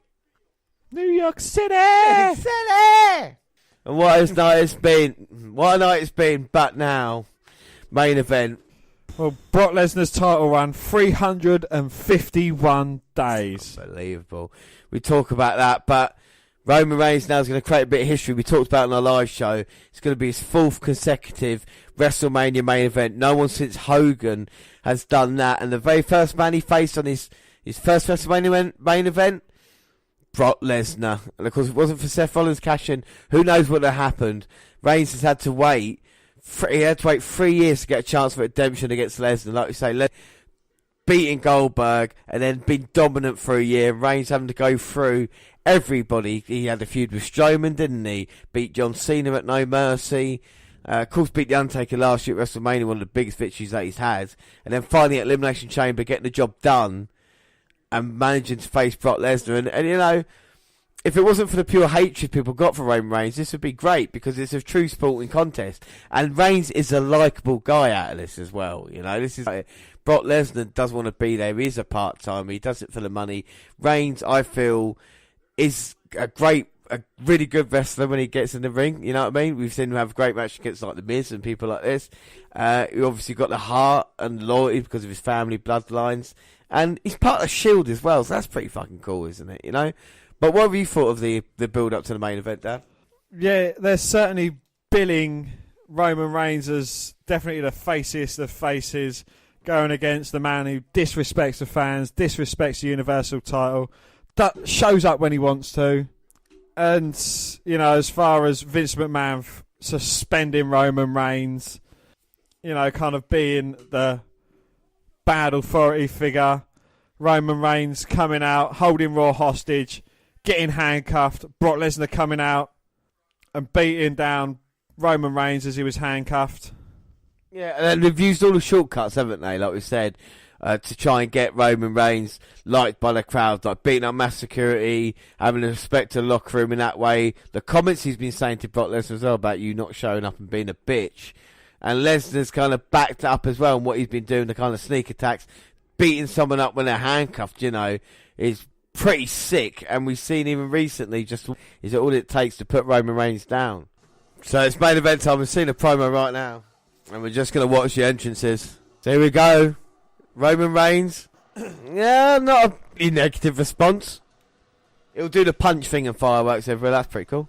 The thing I like about this stadium as well, or the kind of thing, because it's indoor, it doesn't feel as big as like a proper stadium would, you know what I mean? It's more like a massive arena. The fireworks haven't been over the top, have they? You know, they've just been just right, I think. Yeah. But here comes the man, the first man since Hulk Hogan. And I can't believe we're living here, you know. We discuss if Reigns is the man or not. I think 4 WrestleMania main events in a row signify that now, don't they, Dan? You know what I mean? I see your point, yes, but there is so much other talent on the card that you don't have to have the same person having the main event year in, year out. But this is what Vince McMahon has been prone to, hasn't it? You know, we've seen it with Hogan, we saw it with Michaels and Brett, we saw it with Austin, then The Rock, and of course John Cena, and now Roman Reigns, the guy. I see Roman Reigns holding on to the title for a very long time after this. I don't see him losing it. I think the only person that's beaten him cleanly, apart from maybe Finn Balor, has been Seth Rollins. So there's a chance there now for a feud. Not obviously with Rollins now, he's the IC champion, you know. And there's been no news at all over this entire weekend of Dean Ambrose. No. Well, will the Roman Empire reign here tonight at Mania? Looks to become a 4-time WWE champion. Well, here comes the pain. Yeah, told you to do the fireworks thing, and here comes Lesnar. And we've seen all elaborate entrances here tonight, and people wearing certain outfits. And look at Lesnar. Oh, look at how hard he's trying here, Dan, coming out wearing a beanie. Well, Brock Lesnar's not lost since 2016, Dan. So it's not going to be an easy task for Roman Reigns here. And what Wallace is going to be. I know people might be not looking forward to it, but now Lesnar's in. Our last match on our entire live weekend, Dan. It's been incredible. We had 7 podcasts in 9 days. And now we've got the WrestleMania after that. It's Reigns getting a fantastic response. But still, I'm a fan believer in the winner of the Royal Rumble gets the main event slot. Oh, wait a minute. Heyman's stopping him. Yeah, and I like the Royal Rumble winner always winning as well. And Lesnar looks in great shape. Lost a lot of muscle, hasn't he? Yeah, still got a beastie head, though. Oh, yeah, without a doubt. And Reigns just a beast. Well, Lesnar's just a beast anyway. Universal title on the line. First time Roman Reigns can hold it here tonight. There we go. And Reigns, oh my God. Reigns straight out, but Lesnar just puts him in the corner and just buries his shoulder into the stomach of Reigns. Oh, but Reigns pushes away Brock Lesnar. There was a big right hand. Oh, a couple of receipts. Oh. A German suplex. Well, he's already entered Suplex City. That's 2. 2. Third go time. For 16. I'm going to go for 28. Lesnar screams. And oh! Superman punch. 2 Superman punches. I reckon 5 Superman punches. 3 spears. 6. 2 turtle doves and a partridge in a pear tree. And now Lesnar falls to the outside. Here comes Roman Reigns. I'll go for 2 drive-bys. 3rd Superman punch. Lesnar in serious trouble already. Lesnar bringing the fight. Oh! And Reigns eliminates Lesnar from the Royal Rumble. Well, keys to victory, Dan. Reigns has got to not let Paul Heyman get into his head and just try and keep the pressure on Brock Lesnar. Don't give him an inch to breathe, because as soon as you give him an inch, he delivers a suplex. Yeah, and that's what has just happened now. Reigns let Lesnar recover a little bit. Went diving off the stairs again for Superman punch. Lesnar caught him. An overhead belly-to-belly suplex. Now rolls in to break the count. Comes back outside. Reigns' family's all there. We saw them earlier. And right in front of him, overhead belly-to-belly suplex again. And on those ringside mats. And how thin are those mats, Dan? James, their mats are mere millimetres thick. Just wafer-thin mats they are. And then there's bare concrete underneath. Reigns is going to rearrange some furniture now. Yeah. All the announcers and commentators are just scarpering away from where they are. Lesnar wants to put Roman Reigns for the announce table. Oh, Jesus! Well, it looked like Lesnar might have slipped there, going for a belly-to-belly suplex, and Reigns just going head first into the announce table. And a few boos now as well. Lesnar comes back in. And Lesnar's been dominating like this for a long time. He's sweating like a pig. And folds Reigns up. Reigns gets to his feet. Maybe this is not the best idea. It's definitely going to be a hard-hitting affair. Now Lesnar smirking. He hasn't got a cigarette in his gob, James. He's just got a grin on his face because he knows Roman Reigns is in trouble. Oh, well, he's the 2 toughest men in WWE. Brock Lesnar and Roman Reigns. Oh! And Reigns got suplexed yet again by Brock. Now Brock's still... Brock's skipping a jump. He is. He wants Reigns to get up. Reigns showing his heart and his toughness, determination. He wants to walk out here Universal Champion in the main event of WrestleMania. Uh-oh. What a hell of a belly-to-belly suplex there Reigns goes out of the ring with the impact there. Yes, and it's just been all Brock Lesnar just throwing Reigns about. We thought it was going to be a very hard-hitting affair. This is just something else. Now Lesnar tossing off the announcer. Lesnar goes to the announce table, get rid of all the bits. At least he's cared about that. Lesnar does what he wants when he wants. This guy his size. That's what he's done. He walked away from WWE in his prime to go try to be an NFL star. Then he found luck with UFC. Gets thrown into barricade. He must have shifted about 10 inches. Tell you what, if he didn't make success in UFC, Lesnar would be like Lex Luger. Like all shriveled up and skinny. Yeah, exactly. All fucked up now. Because Dana White had a hard on. He's watching Brock Lesnar now going, yeah, he's going to join UFC one day. And now he's going to F5 Roman Reigns. Well, looking to F5 him into the ring post. Reigns with the backslide. Throws Lesnar head first into the ring post instead. I'll just check if the blood might cut him open hard way. Heyman seems a bit panicked for the first time. Look, no way, Jose. Reigns, he's been battered and bruised in this one. Yes way, George. Oh! That was kind of like a spear come spine buster. Oh my fuck. I don't know if the announce table was meant to break or whatever that was, but that was a hell of an impact there. Roman Reigns with Brock Lesnar. They went skidding off it. Reigns throws Lesnar into the ring. And with the sound of the crowd, I think Beach Ball made an appearance. Now Roman Reigns looking for a Superman punch on a weary Lesnar. Bang, hits its mark. That's like the full Superman punch. Oh, spear. But Lesnar's back to his feet. Second spear. Goes for the cover. One, two. Oh! Lesnar managing to kick out. Well, 2 spears couldn't get the job done. 5 Superman punches so far. Reigns saying, you sure? I think the end is near here, Dan. Is the crowd finally get behind Roman Reigns? Yes, they are.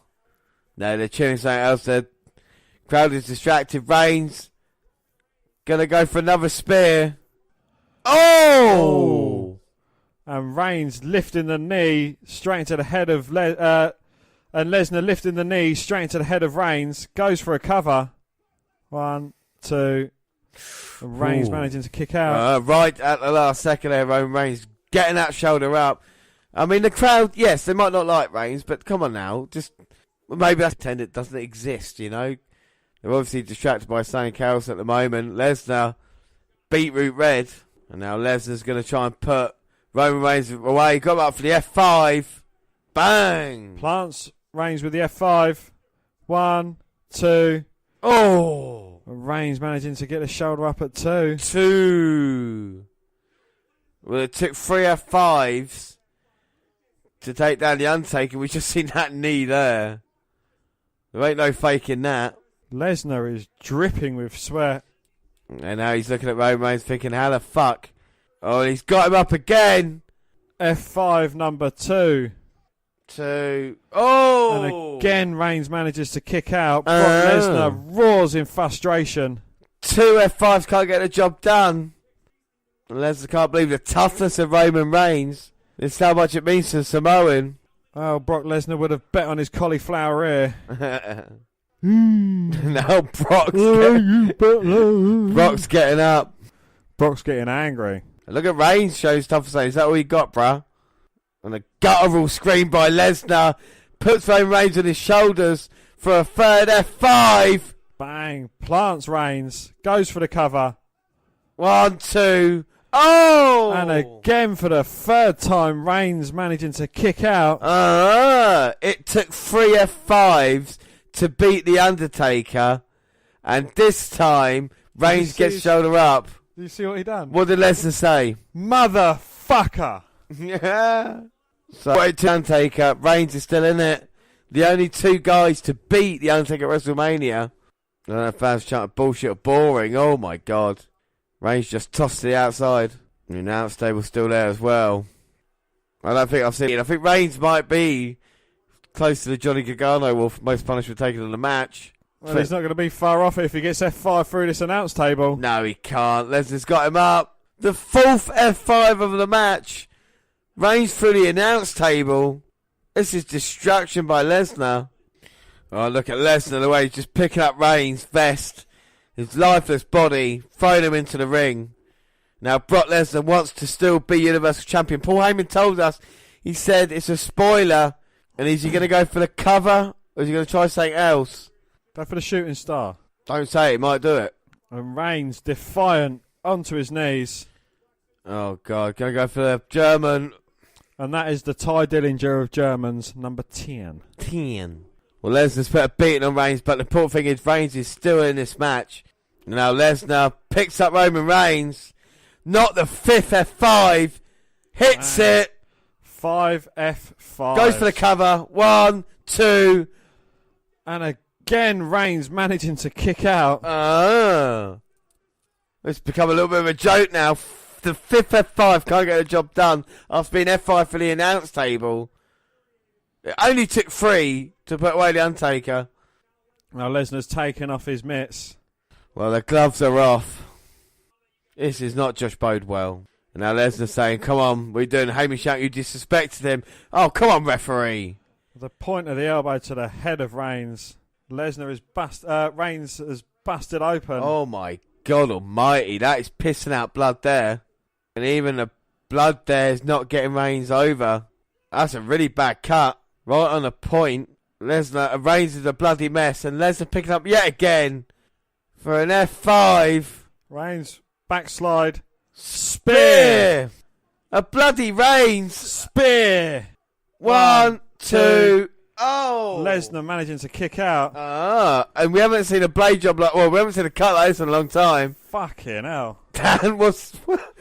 Crimson Mask. Well, Lesnar's already covered in blood and so is Roman Reigns. It's a WrestleMania main event that's just got taken to the extreme.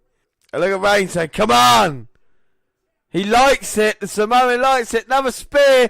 Building up. It's cool. F5.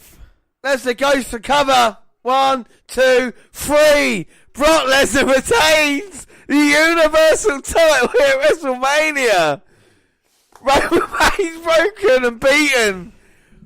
The unthinkable has happened. What the fuck has happened there? Unbelievable stuff. What a brutal match that was between these two men. I mean, 6 F5, maybe a bit excessive, don't get me wrong. Reigns a bloody mess, but have Lesnar and WWE agreed to a new contract? Or is this just a thing of the next pay-per-view Lesnar defends and loses? Is it just for shock factor? Dan, what are your thoughts on the match? Wow. Yeah. A lot of suplexes, a lot of Superman punches, a fair few spears, and a shitload of F5s. It was just an absolutely brutal affair. I'm not sure who agreed to the elbow strike to bust open Roman Reigns.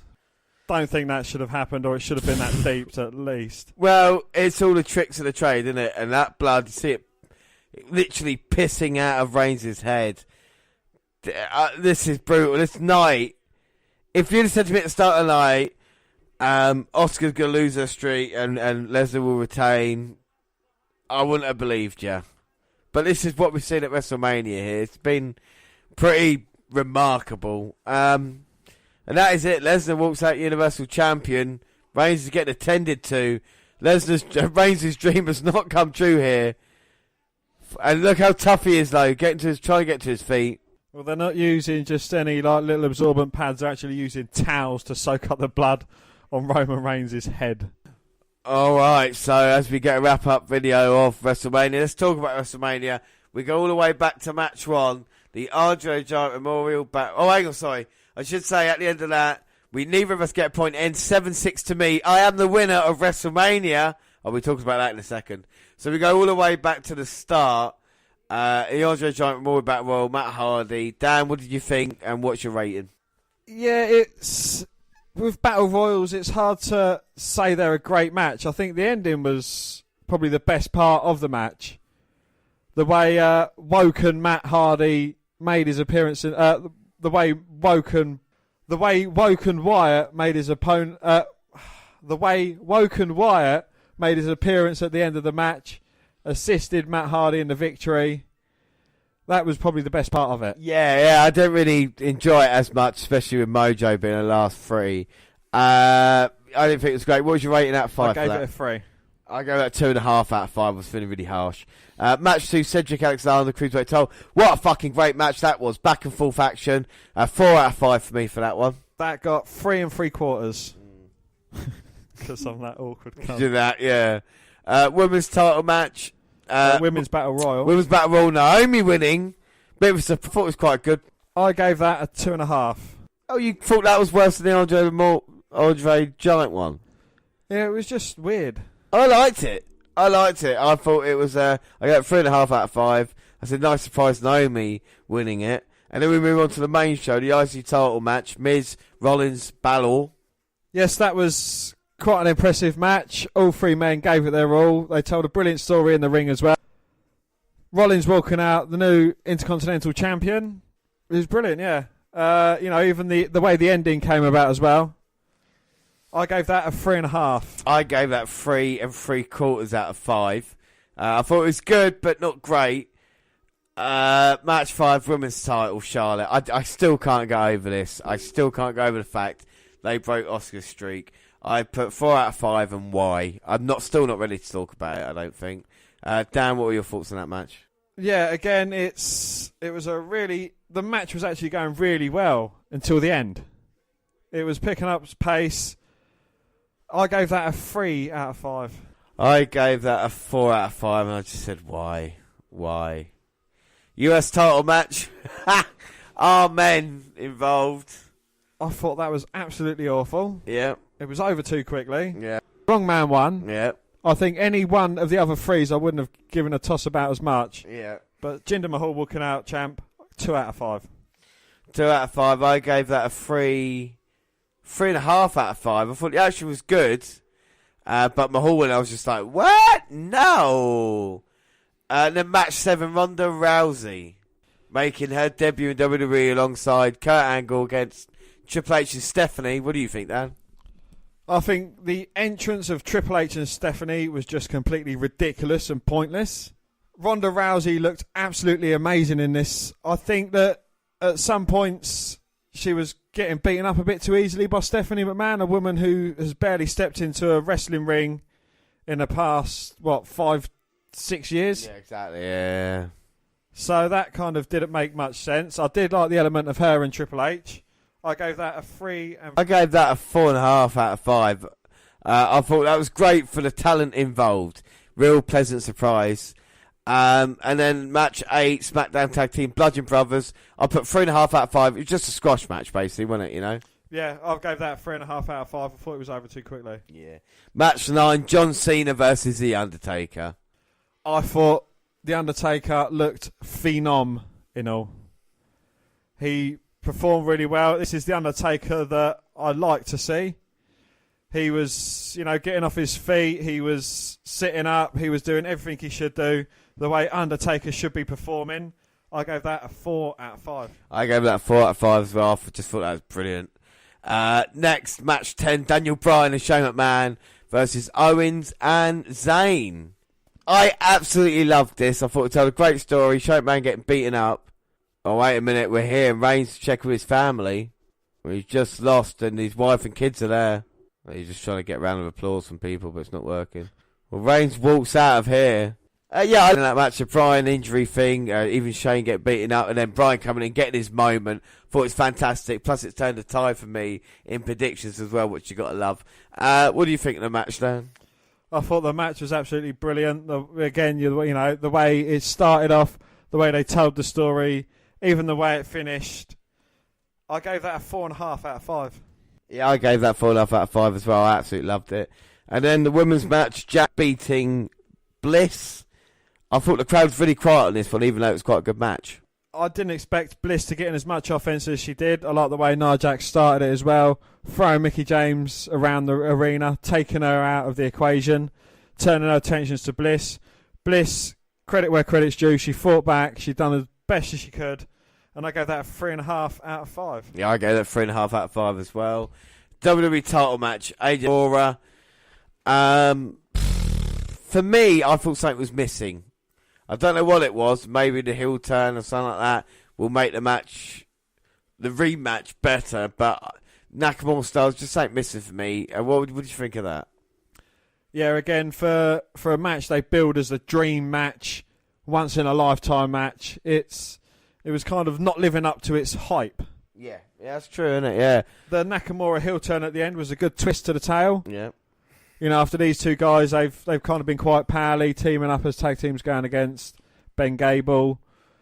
And the little bits like that, I gave that a 3.5 out of 5. I gave that a 4 out of 5. I just wish they turned the heat up at the end. Then it was tag team match, Braun Strowman and Nicholas beating Sheamus and Cesaro. So fucking weird, but so weird in the good way. It was over before it really became harmless. I gave it a 4 out of 5. I gave that a 3.5 out of 5. I thought it was a good bit of comic relief to kind of break up, well, the bloodbath and the heel turn. Yes, and talking of the bloodbath, talking of bloodbath, the main event, Lesnar versus Roman Reigns, that was extreme wrestling there that we just saw. Both men really laying it in. Lesnar retains. Real shock, Dan. What were your thoughts on that? 10 suplexes, 6 F5s, about 4 or 5 Superman punches, about 6 spears, a few elbow shots to the head, but it took like 20 minutes to tell that kind of story. Yeah. I think it was too long for a Brock Lesnar match. I know he was going against Roman Reigns, and Roman Reigns, despite the beating, still can't. No, he can't. He really can't.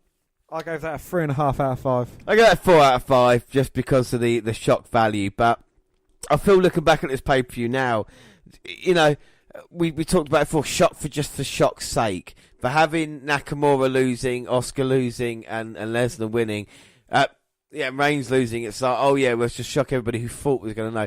Sometimes there's nothing wrong with being predictable. Like we talked about at WrestleMania 14 with Austin. If he hadn't have won that match, it wouldn't have started the whole Austin era. I'm not saying Nakamura or Asuka or Roman Reigns could, but if they don't get given a chance here, if they keep relying on the old guys, you know, like I say, Lesnar was a winner here, Daniel Bryan's already a WrestleMania winner here, AJ Styles is in his 40s now, Undertaker, of course, you know, all these people, apart from maybe Seth Rollins, who's got a bright future ahead of him, Ronda Rousey, you know, it's a bit of a mixed bag here tonight, isn't it, at WrestleMania? What did you think of, say, all the entranceway and the kind of the videos and the fireworks and everything like that we had here? What do you think of the presentation? The presentation was good. I do like seeing the pyros again, seeing them make a return at the right moment in time. Yeah. When Angle comes out, you know, when he does his Olympic points in the air, the fireworks, I'm all for that. I didn't like Triple H's entrance. I wasn't too sure on what was going on Sheamus and Cesaro's entrance. That was kind of starting off the comic relief for that bout, I suppose. Yeah. The Charlotte, that kind of made sense because, you know, most people will know that what she done a few years before when she was down in NXT, she came out as part of Triple H's entrance. Nakamura's entrance, loved it. The arena was, I think it was good.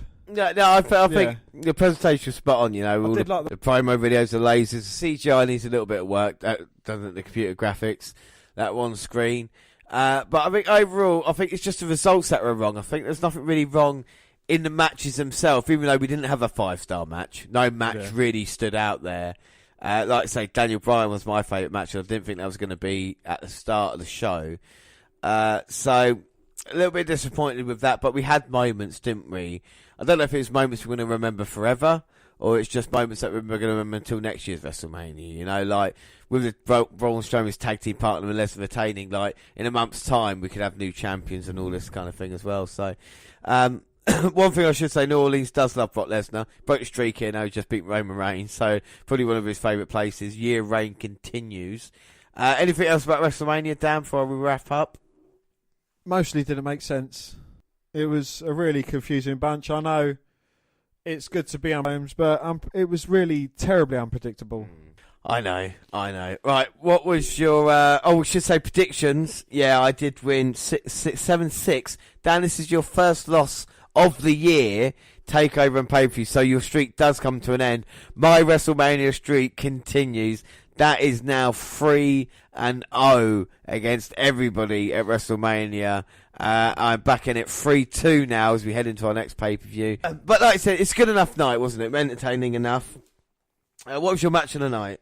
My match of the night was Kevin Owens and Zayn versus Daniel Bryan and Shane. So we both had the same match of the night, and your rating out of 10, please. It's interesting. 7.5. I'll ask you why in a minute.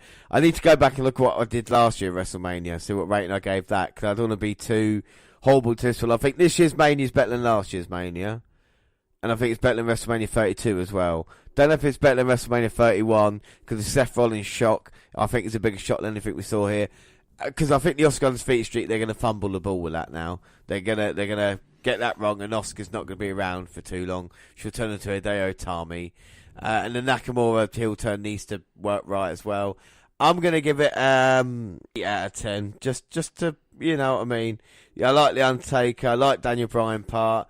I'm not going to watch it in its entirety tomorrow. I'll probably watch bits and pieces as well. So I think it was a good WrestleMania, but unfortunately not a great WrestleMania. That's the problem when you hype it up so much. So, over the weekend, what was better, TakeOver or WrestleMania?